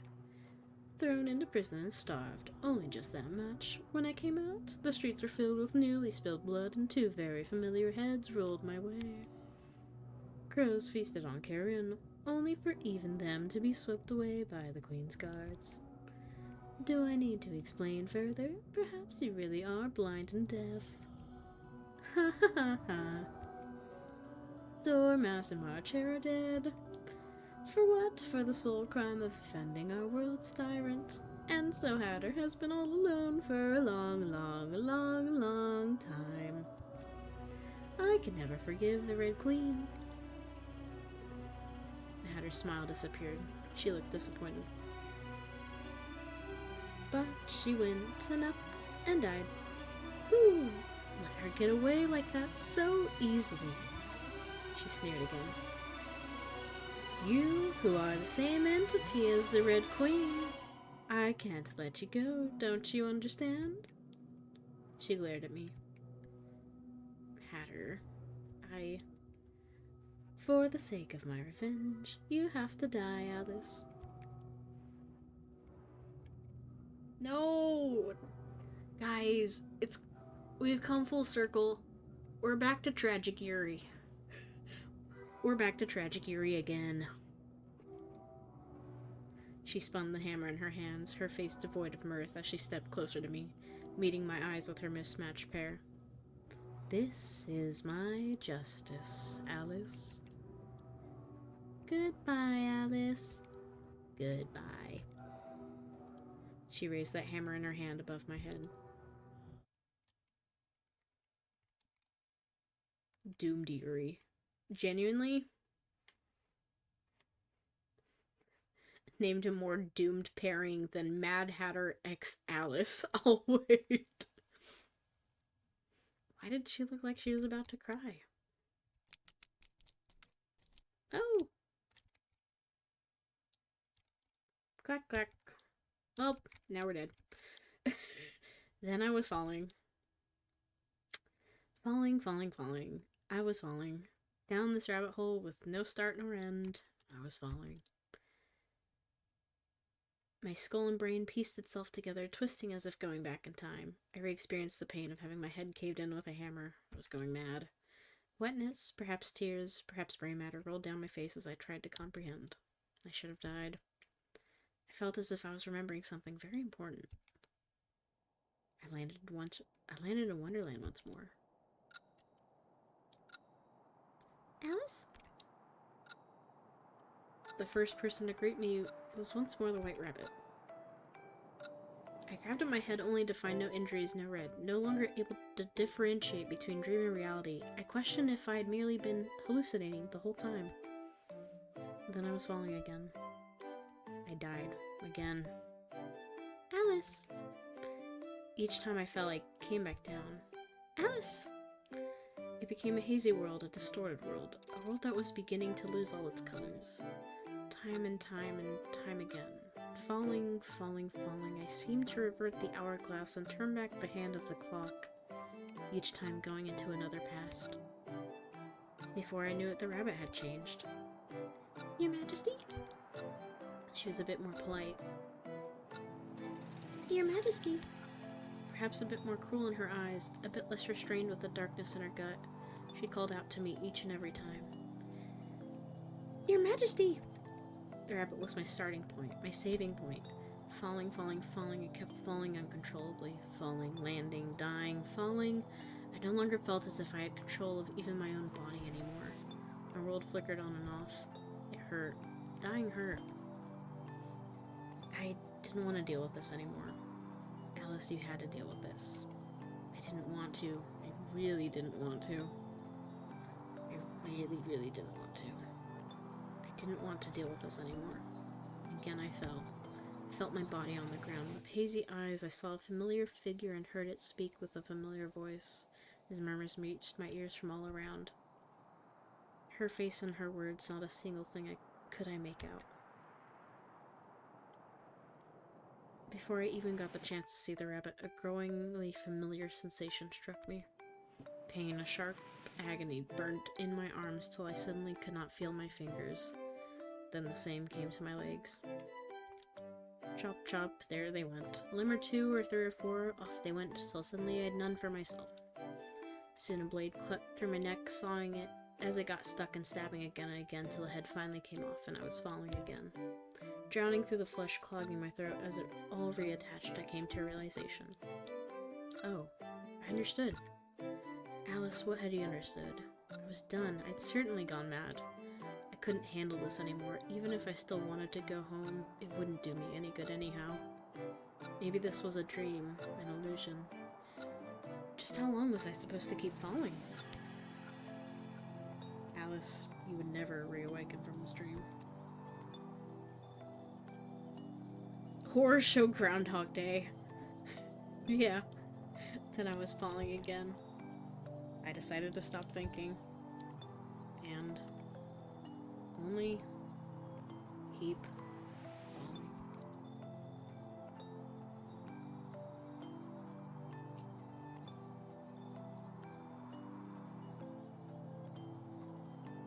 No way, we get the evil ending? Tick, tock, tick, tock. I opened my eyes to our courtroom with an air of fear. Watching. I was simply watching through another's eyes, sitting in the back of her head without a single meaningful thing in my mind. I was watching. She stood in the courtroom, arms thrust before her and commandingly, a wild smile on her face. She wore a regal red dress adorned with gold and black and red ribbon. Her hair was blonde, her skin was pale, but her eyes were red and certainly not blue. Behind her stood the white rabbit, ears quite straight, a mad grin on her face with mad papers with mad scrawl in her hand. Your Majesty. The body moved without me thinking to do anything. I no longer cared to do anything. The body talked without me thinking to say anything. I no longer cared to say anything. It didn't matter. If I could have, I would have stopped watching. It was not because the sights were horrific, but because I no longer wanted to deal with anything and everything, not even the matters of the Red Queen. A dog, a cat, a bird, a girl, a boy, a person who was neither, a mother, a father, an elderly. One by one they came to be judged. Some begged, some cried, some fought, some silently accepted their fates. The rabbit read out their accused crimes for show, allowing for the Red Queen to proceed. However, there existed only one result. Guilty. At some point, she began to laugh. At some point, I began to laugh. See if I can do a good... let me try to do... Wait, let me do it with... There you go. As ruler, I have sovereignty over my citizens, and at the same time, a responsibility to make this kingdom prosper. A prosperous kingdom must have law and order. Do understand? Off to the gallows! Be glad for mercy, criminal. Glory to Her Majesty for her benevolence. Cards, bring the next one in for Her Majesty. The accused was reported by her brother-in-law for engaging in gossip and planning treason against the crown by speaking ill of Her Majesty. A simple sentence, a simple beheading for this bird. Bring her away. Cards. The accused was caught evading taxes. She was also seen stealing from upright citizens, assaulting merchants, and spreading rumors about Your Majesty's state of mind. She was only apprehended recently as the cards were unable to capture her previously. Break her legs. Your Majesty is truly brilliant. As for her sentence, cut off her arms so that she can't commit crimes any longer when she reaches the afterlife, and throw her into prison to await execution by skinning. What will a cat rug look like without arms? A criminal's skin is much too rough for a good rug. Off with the cat. She seemed to think for a moment and snapped her fingers, rending the cat's arms from her body in an instant. And execute the cards who failed to catch her before. We have no need for worthless cards. Next. Next. The Red Queen, I didn't know if she was happy. While she convicted the accused, I inadvertently began to lose track of my surroundings, only to be jolted back by a particularly interesting sentence. The accused. Before the rabbit finished speaking, the accused rushed at the Red Queen. The Red Queen gestured with her hand. An unseen power slammed the criminal to the ground, creating a crack on the marble flooring of the courtroom. Presumptuous. The force tore fingertip-sized meat piece by piece from the criminal, leaving it writhing on the floor as it rolled around, trying to get her to stop. Have you forgotten who you belong to? The Red Queen finished once the criminal was ripped into a pile of red pulp on the ground, to be swept away by the cards. I was smiling. The Red Queen was smiling. Next. The day in court continued until the courtroom was devoid of life. She worked on paperwork after court. Between stacks, she conversed with ministers who sweat nervously each time she met their beady eyes.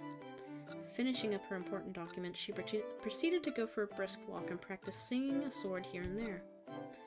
Bringing the Red Queen a Talon water, the rabbit asked if she wanted to visit the White Queen today, which the Red Queen decided against. Dinner time arrived soon enough. She sat in a large dining room at the head of a long table all alone. A sumptuous meal was served with red wine before her, but she had no one to share it with. The food tasted alright. More importantly, it had been poisoned. The chef had used just a little too much so that the meat began to lose its charm and turn to mediocrity. The Red Queen called the chef over. His eyes darted around the room wildly, knowing that he had nowhere to escape. His legs shook and he fell to his knees, beginning to beg. The Red Queen took a sword from a decorative suit of armor in the room. Off with his head for daring to poison the queen. Watching as the servants cleaned away the chef's remains, she returned to her meal, which had been quickly replaced. She drank a sip of wine. Poison wine.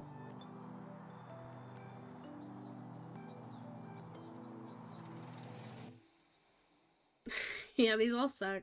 The laugh was kind of creepy by virtue of how it came through your mic. Oh, really? Sound like it was coming from behind me. Each laugh slightly from one side to another. I don't know how I did that, but kind of fun. We're adding layers to this. Execution by skinning. Yeah, hate that. Thanks. Girl, Red Queen, your life sucks. This was my day-to-day, girl. I'd just let them kill me, honestly. She turned to court next day. One by one, the numbers diminished again. Even those in the jury were not spared if they made the slightest slight. Rabbit smiled with glee, writing down the names of the criminals who were to be executed. Not a few times she took the job herself, an axe in hand and the boots squelching in blood. The Red Queen enjoyed her judgment court. Wonderland was her domain, and its people her pieces. If they became disobedient, then she would never let them throw her possessions.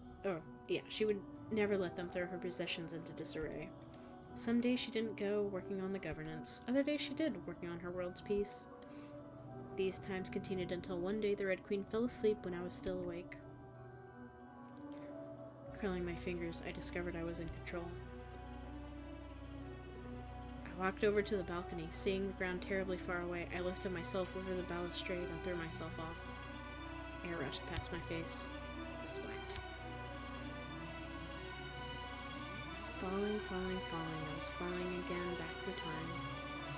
The interstice between the different times and different worlds was still incomprehensible as before. My body knitted together from its mangled form, and I returned to Wonderland. Falling, I fell straight onto a table.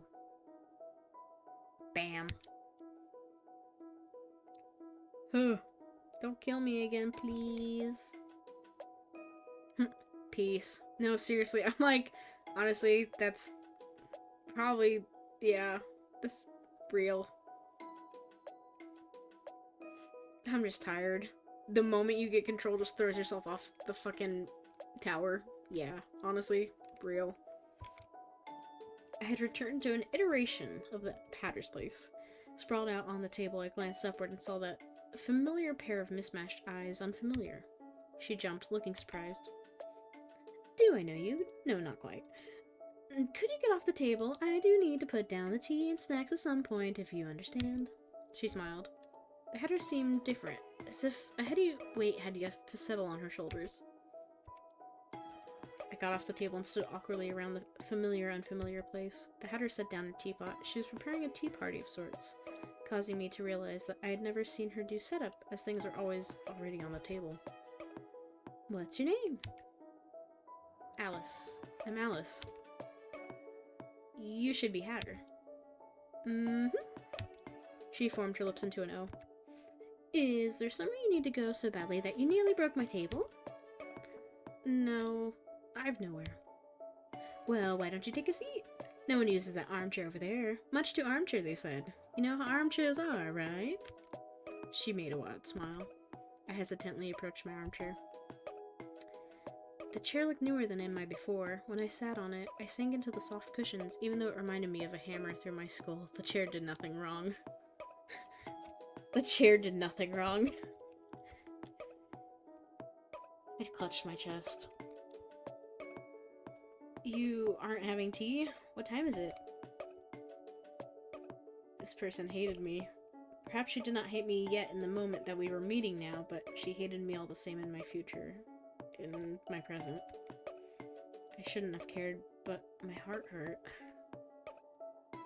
The clock says 15 minutes before 4. It's almost tea time. Maybe it already is. I'm waiting for March and Dormouse, so it's surely not yet tea time.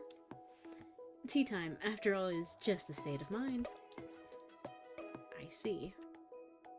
You look sad, Alice. Do I? I raised my hand to my face, touching my cheek. I certainly was not smiling. What's your favorite tea? She retrieved a tea set to place on the table, bringing not 3 cups but 4. 1 cup and saucer was put before me. I enjoy black tea. Recently I've grown fond of Earl Grey. What about you, Hatter? She winked. I like any tea, but I also really like Earl Grey. I'm not sure why it's an Earl, rather than a Count or a Duke, but I'm sure this tea tastes best an Earl. I've heard that it's named after a minister. Or perhaps the minister was named after a tea. Fancy that. Your name is Grey, so Her Majesty tells you to become Earl Grey. The Hatter looked happier. A film of water built up over my vision, turning it blurry. I must have gotten something in my eyes. A hiccup bubbled in my throat. The water wouldn't stop. Though still smiling, she started to look worried. Why are you crying? Tears rolled down my cheeks as I hurriedly tried to wipe them away with my hands. The Hatter looked completely concerned now. I really cannot explain. This is so odd. Awkwardly, she smiled. Eat cake. Do you like cake? Would you rather a sandwich or maybe something salty? If you're lacking in salt and sugar, he'll go a little crazy like that. She poured me a cup of tea and passed me some cake with a set of utensils she was just getting out. She gave a caring look. It tastes good. Drinking the tea and eating the cake, I noticed a much more amateurish flavor than my Hatter, the future Hatter, would make. However, it tasted good, and maybe it just tasted happier. It's tea time somewhere. Here, a little extra mercury just for you. Gotta get us started early on that mercury poisoning. My shoulders shook up and down for a while. I cried for the longest time I'd cried since I was a toddler, rubbing my eyes pink. Once my tears stopped, I cleared my throat and averted my eyes from the Hatter. Compliments to you, Hatter. The Hatter beamed. Why, thank you. We sat together in a peaceful silence for a while afterwards, before she turned her head and exclaimed, There they are! Oh my god, they're so fucking cute! Wait! No, she was totally justified in bashing her skull in! Are you kidding me? Oh! Yeah, I get it. You know what? She was justified. Water! Water! My throat's dying, but it's okay.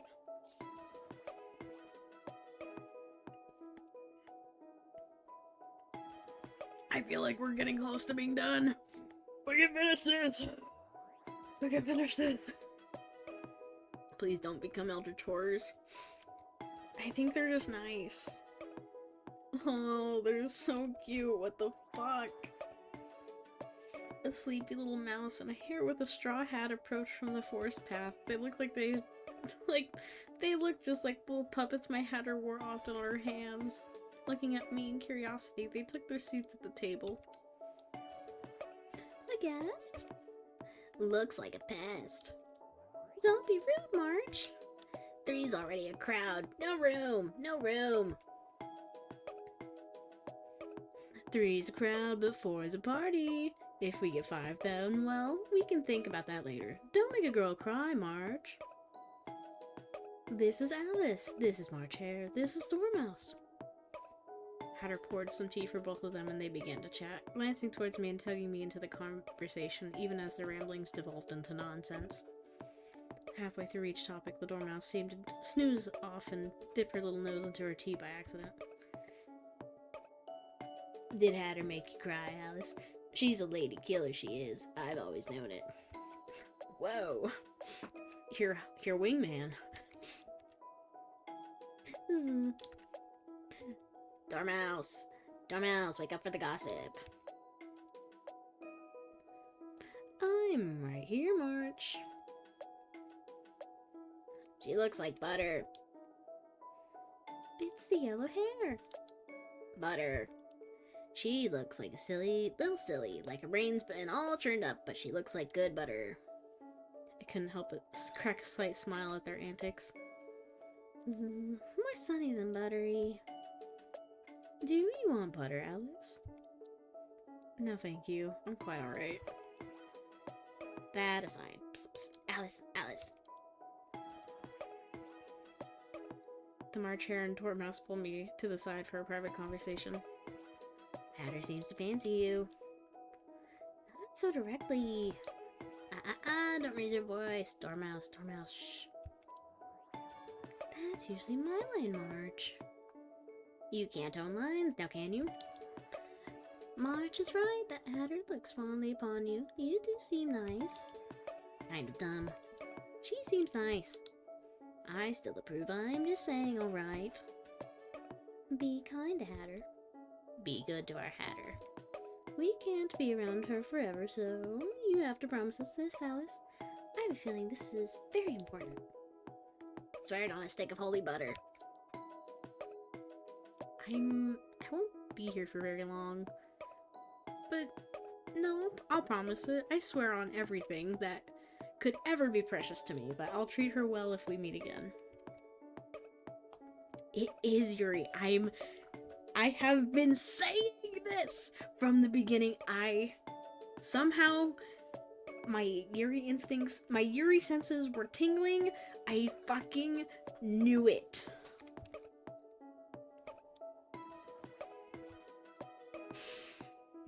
Fucking doomed Yuri between Mad Hatter and Alice.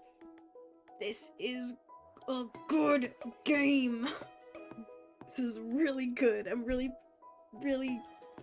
like the Doom Yuri. Okay? I love women loving women! And she's back to bed. Dormouse, Dormouse. We returned to the Hatter. The four of us continued chatting over tea. I enjoyed tea time today. I really did. Yeah, I didn't belong here, and I didn't deserve here either. I knew that my presence would just throw everything into disarray. Finishing my tea, I stopped the Hatter from refilling my cup. The Hatter shaped her mouth into a surprised O. I had a wonderful time today. I have to leave. This place isn't mine, but thank you for the tea again, Hatter. And you too, March. Dormouse. The Hatter smiled. It was nice meeting you, Alice. I already knew you from the future, but I was also happy to see you. Hatter, it was a shame that my Hatter didn't feel the same way. Alice, what did you feel for the Hatter? Something precious. The Hatter winked with her cheeky grin. See you later! I wanted her to be happy. Auf Wiedersehen. Giving her a weak wave, I left the happier Hatter. I didn't particularly have a place to go. Home, that was no longer my goal. Walking away, I wiped away the tears that welled up again. Eventually, I was falling again. I had died, that much I understood. However, I seemed to have forgotten how I died this last time. In a way, I knew that I couldn't keep doing this. Alice, this was your last iteration. The power letting you keep falling had already run out. The next time, you wouldn't come back to Wonderland in any time. As my body pieced itself back into place, I waited for myself to stop falling. I burst back into my relative present and hit the ground softly. Lying back flat on the ground, I grasped at the grass below me and cut my fingers on the blades. Above me, the sky was terribly blue. No matter who I was, the world would move on without me. However, people could not so simply move on. Be it a matter of hate or a matter of love, or just a matter of apathy, the connections people had were difficult to sever. Before I realized it, a certain person had settled into my heart. I want to see Hatter. My Hatter. Alice, you really are no good. No, it's better to say that I really am no good. I had already fallen for that Mad Hatter. She wormed her way into my heart unintentionally, as she threw me on a wild duck chase for the Red Queen's dismembered parts in her revenge. I wonder how she felt now that she had had her goal fulfilled. The final look on her face that I saw before I died was painful. It was painful not because of the crushing of my skull, but because of the constriction of my heart as I looked at her. A strange girl, a lonely girl, ultimately a terribly kind girl who was stumbling along a bloody path. That was who the Hatter was. I'm sorry. I pushed myself up. Useless Alice had a want, not one of obligation, not one of what should be, because really, had I really wanted to go home, not one that tutors or anyone had forced upon her. I went to find the Hatter.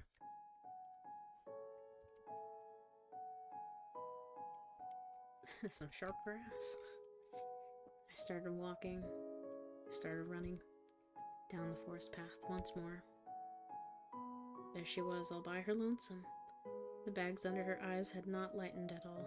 She listlessly played with the rim of a teacup until suddenly she saw me. She frowned deeply. Why? She harshly stood up. Why did you come back? She became enraged. Why can't you just disappear? Grabbing a plate off the table, ignoring the pastry atop it, she chucked it at me. Smash! The plate brushed past me and shattered on the ground, leaving a mangled lump of sweets and porcelain. Alice! Alice! She slammed the table, originally forcing her hands down with great momentum before suddenly slowing down as she smacked it. Wincing, the Hatter let out pained guttural noises. Why are you like this? I hate you, Alice. Ugh. She clutched her chest and glared at me with those murky, watery eyes. Why are you like this? I had no answer. She had a conflicted, wobbly frown. You're contradictorily cruel and kind. You're messed up, Alice. Just choose one thing to be, you heartless woman. I like you, but I also hate you. I also liked her. I loved her. She became enraged. You're a useless freeloader who just comes to bother me. A waste of space. She became flustered. You're Alice who always accompanies me and extends a hand to me. Hatter began to cry. You're the Red Queen. Monster, killer. I hate you. She yelled as she cried, furious tears running down her cheeks. Why couldn't you have properly just died? I killed you. You're the same thing as the Red Queen. You shouldn't have come back. You... She picked up a teacup and threw it at me, smashing me right in the forehead. I stumbled back. Hot tea spilled down me, mixing with the blood that came from the simple flesh wound. The cup itself shattered into tiny pieces on the ground. Go away. She grabbed the bloody hammer off the table and flung it, missing me by a far margin. It whooshed through the air, spinning, and lodged itself deeply into a tree behind me. My blood was still on the metal face. Tell me who you're supposed to be.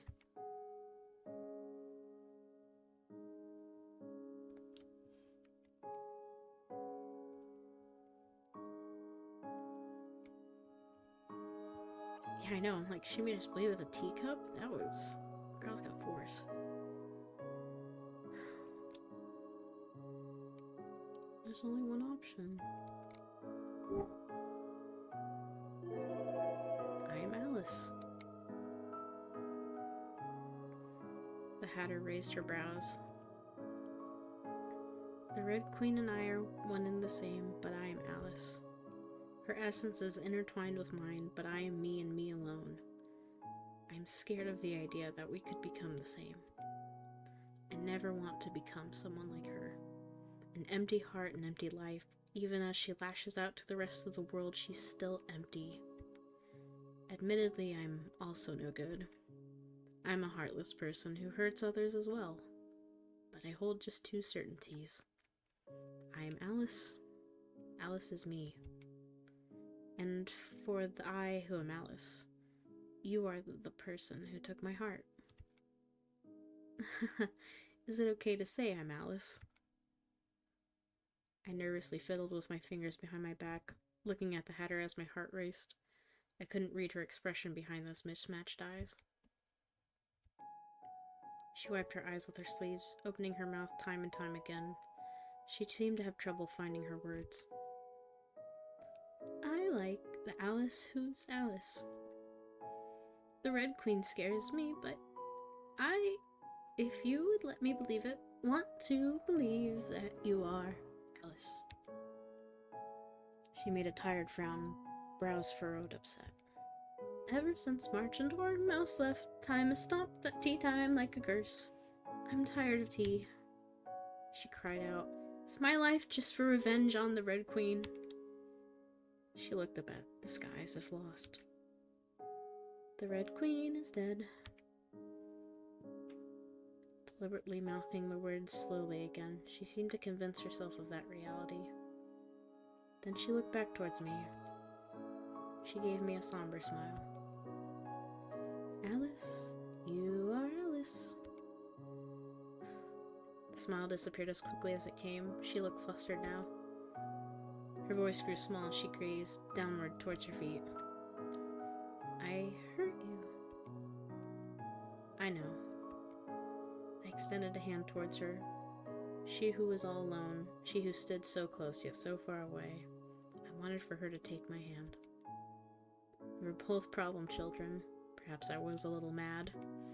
She slowly walked before me, looking at my hand as if seeing something foreign. She raised her brows a bit.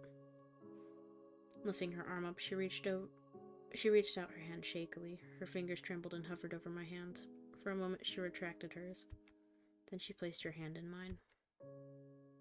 I love you, Hatter. Alice.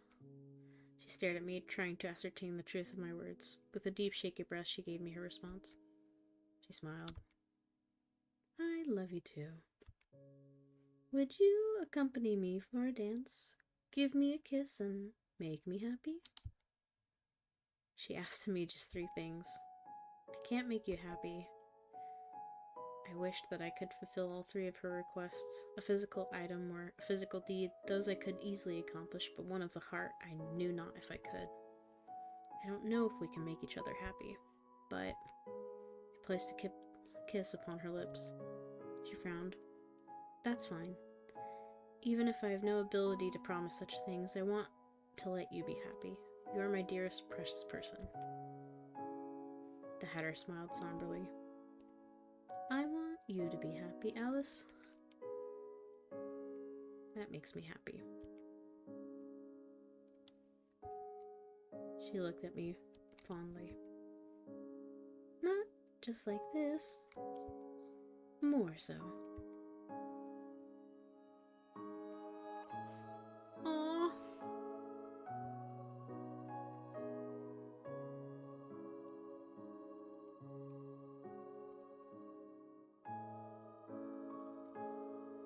I took her hand and we danced upon the table.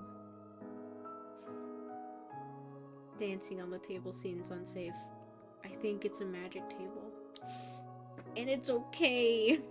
Listen, there's like nothing safe going on in this game. This is probably the least unsafe. This is the least worst thing we've done here.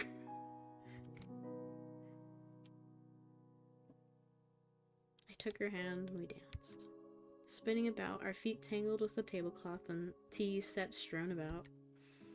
She pulled her hat off for a moment. We looked at each other with sad smiles. Hatter, if the world were to end tomorrow, what would you do? I have nothing left for me, here for me, Alice, so I suppose I would do nothing. You're still right here with me, aren't you? She was so light. I wish I could show you my world. It's not a particularly spectacular world. Rather, it's utterly unfantastical. Yet there were things that I liked. Maybe my siblings are better than 2 cats, if you care for cats at all. I would have liked that. I pulled her along, leading the mad dance. With no music, we moved to the erratic tempo of our hearts together. Alice. Why did you fall in love with me? Maybe it was just fate. Maybe it was just luck. Meeting you time and time again here, I grew fonder and fonder of you. At first, I simply thought you were lonely, but eventually I fell in love with your heart. Love. I've never known about love before. I'm not sure if I can truly explain why my heart beats as it does for you, Hatter. Even that aside, you're cute. You can cook and sew and brew good tea. You're warm. You're actually rather kind. What about you to me? I would ask that to you instead. Happiness. Probably we had no such fate, but we wished for it.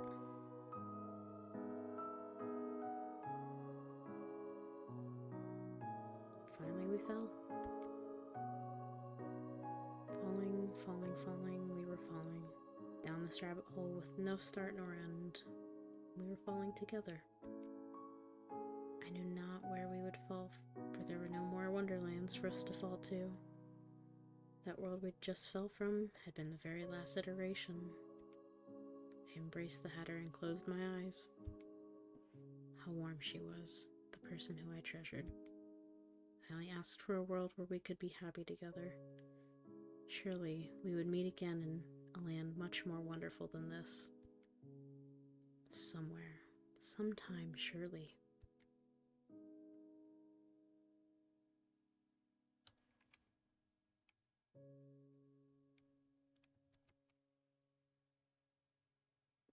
Holy shit, dude. Shino, this was so peak! This was good!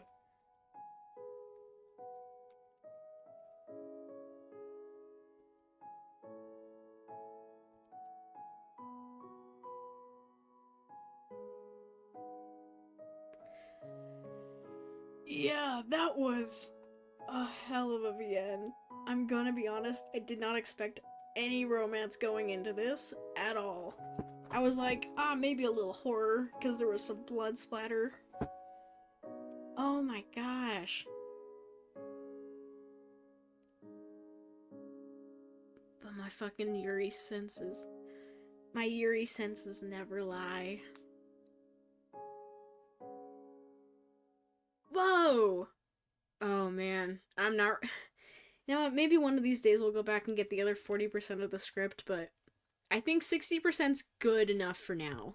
I'm pretty satisfied with that. It's over 50, so I think, yeah, 40% more death, blood, and horror. How many of those do you think were probably just, like, we die routes? I feel like a lot of them. I feel like most of them were just alternative ways for us to die, and then the other half of that was like, we romance White Queen instead. Oh, that was so good! What the heck? Oh man, bet not a clip was a death. I bet you, yeah, I bet it was. I bet it was a death. I'm mostly just curious if we had asked the cat for the arm, if that would have changed anything. I feel like that either would have been a death, or maybe it would have turned out okay. I feel like it just would have been a death, because it's like, we're in the middle of a fight, and it's like, hey, can I have your arm? What the fuck? Either way. Wow. What a visual novel, huh? Let me put on dance music. Hold on. My favorite one. Wait. I love this one. Oh wait, no. This one. I want Colony.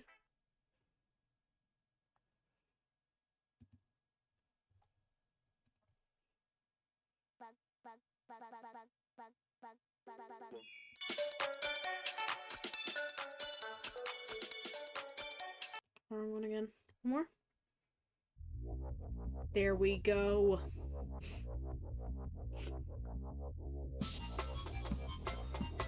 There we go. Yes. Oh man. That was a banger game. Alright, we're going on. Bloop. We're moving back. What is this track from? I just added it to the credits before stream. It is from Louis Zong's album Dance. And I'm gonna put it in chat, how you spell it. Dance. It is one of my current favorites from Louis. I love it so much, and I think it's beaten Aquarium City as my favorite, which is shocking. Aquarium City was #1 album for me for a very long time. Pretty much since Louis released it. That reminds me of Pokemon Mystery Dungeon boss music. Yeah, I love Louis Zong's music because it's very, like, video gamey kind of vibes. But it's so good, because, like, he'll also do, like, jazz stuff. It's very, he gets a lot of different vibes across. And the album art, always fantastic. He actually did an album that was all like fictional boss level music. That one, I just watched it like last week. Hold on, I'll find it because I think that one was also a really, really good one. I enjoyed it. Sorry, my throat's dying. I've been doing a lot of reading. Okay, I will find it. I'll send it in chat later. Because it's a good album. Louis Zong has so many good albums. Just check out his whole discography and portfolio, honestly. He's one of my favorite creators, period, ever. I love it. Love his stuff. Just like I loved this game. I'm gonna be honest. I think I was expecting the game to be just like, oh, anime visual novel take on Alice in Wonderland. It exceeded my expectations. I really enjoyed this game. So, yeah, I recommend. If you're not too uncomfy with blood and gore and very horrifying descriptions in visual novels, I think I would recommend this. I would recommend this. I think if you don't get too uncomfortable with that stuff, it's very enjoyable.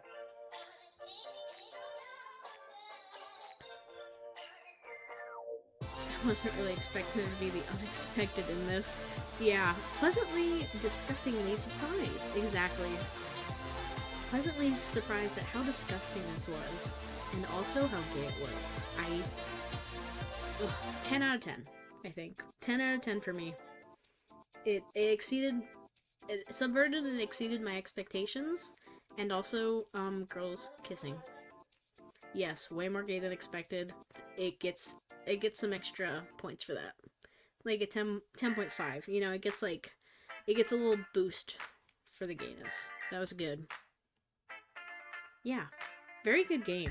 Thank you so much, Shino. I believe is the one who did, most of the stuff, except for, like, art, UI, programming, most of those, the music. I believe Shino did all the other stuff, if I was reading those credits right. Thank you so much. Very, very awesome game. I think... Did they say they made it for...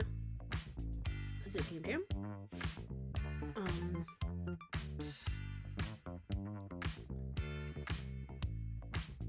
Maybe not. I make that up.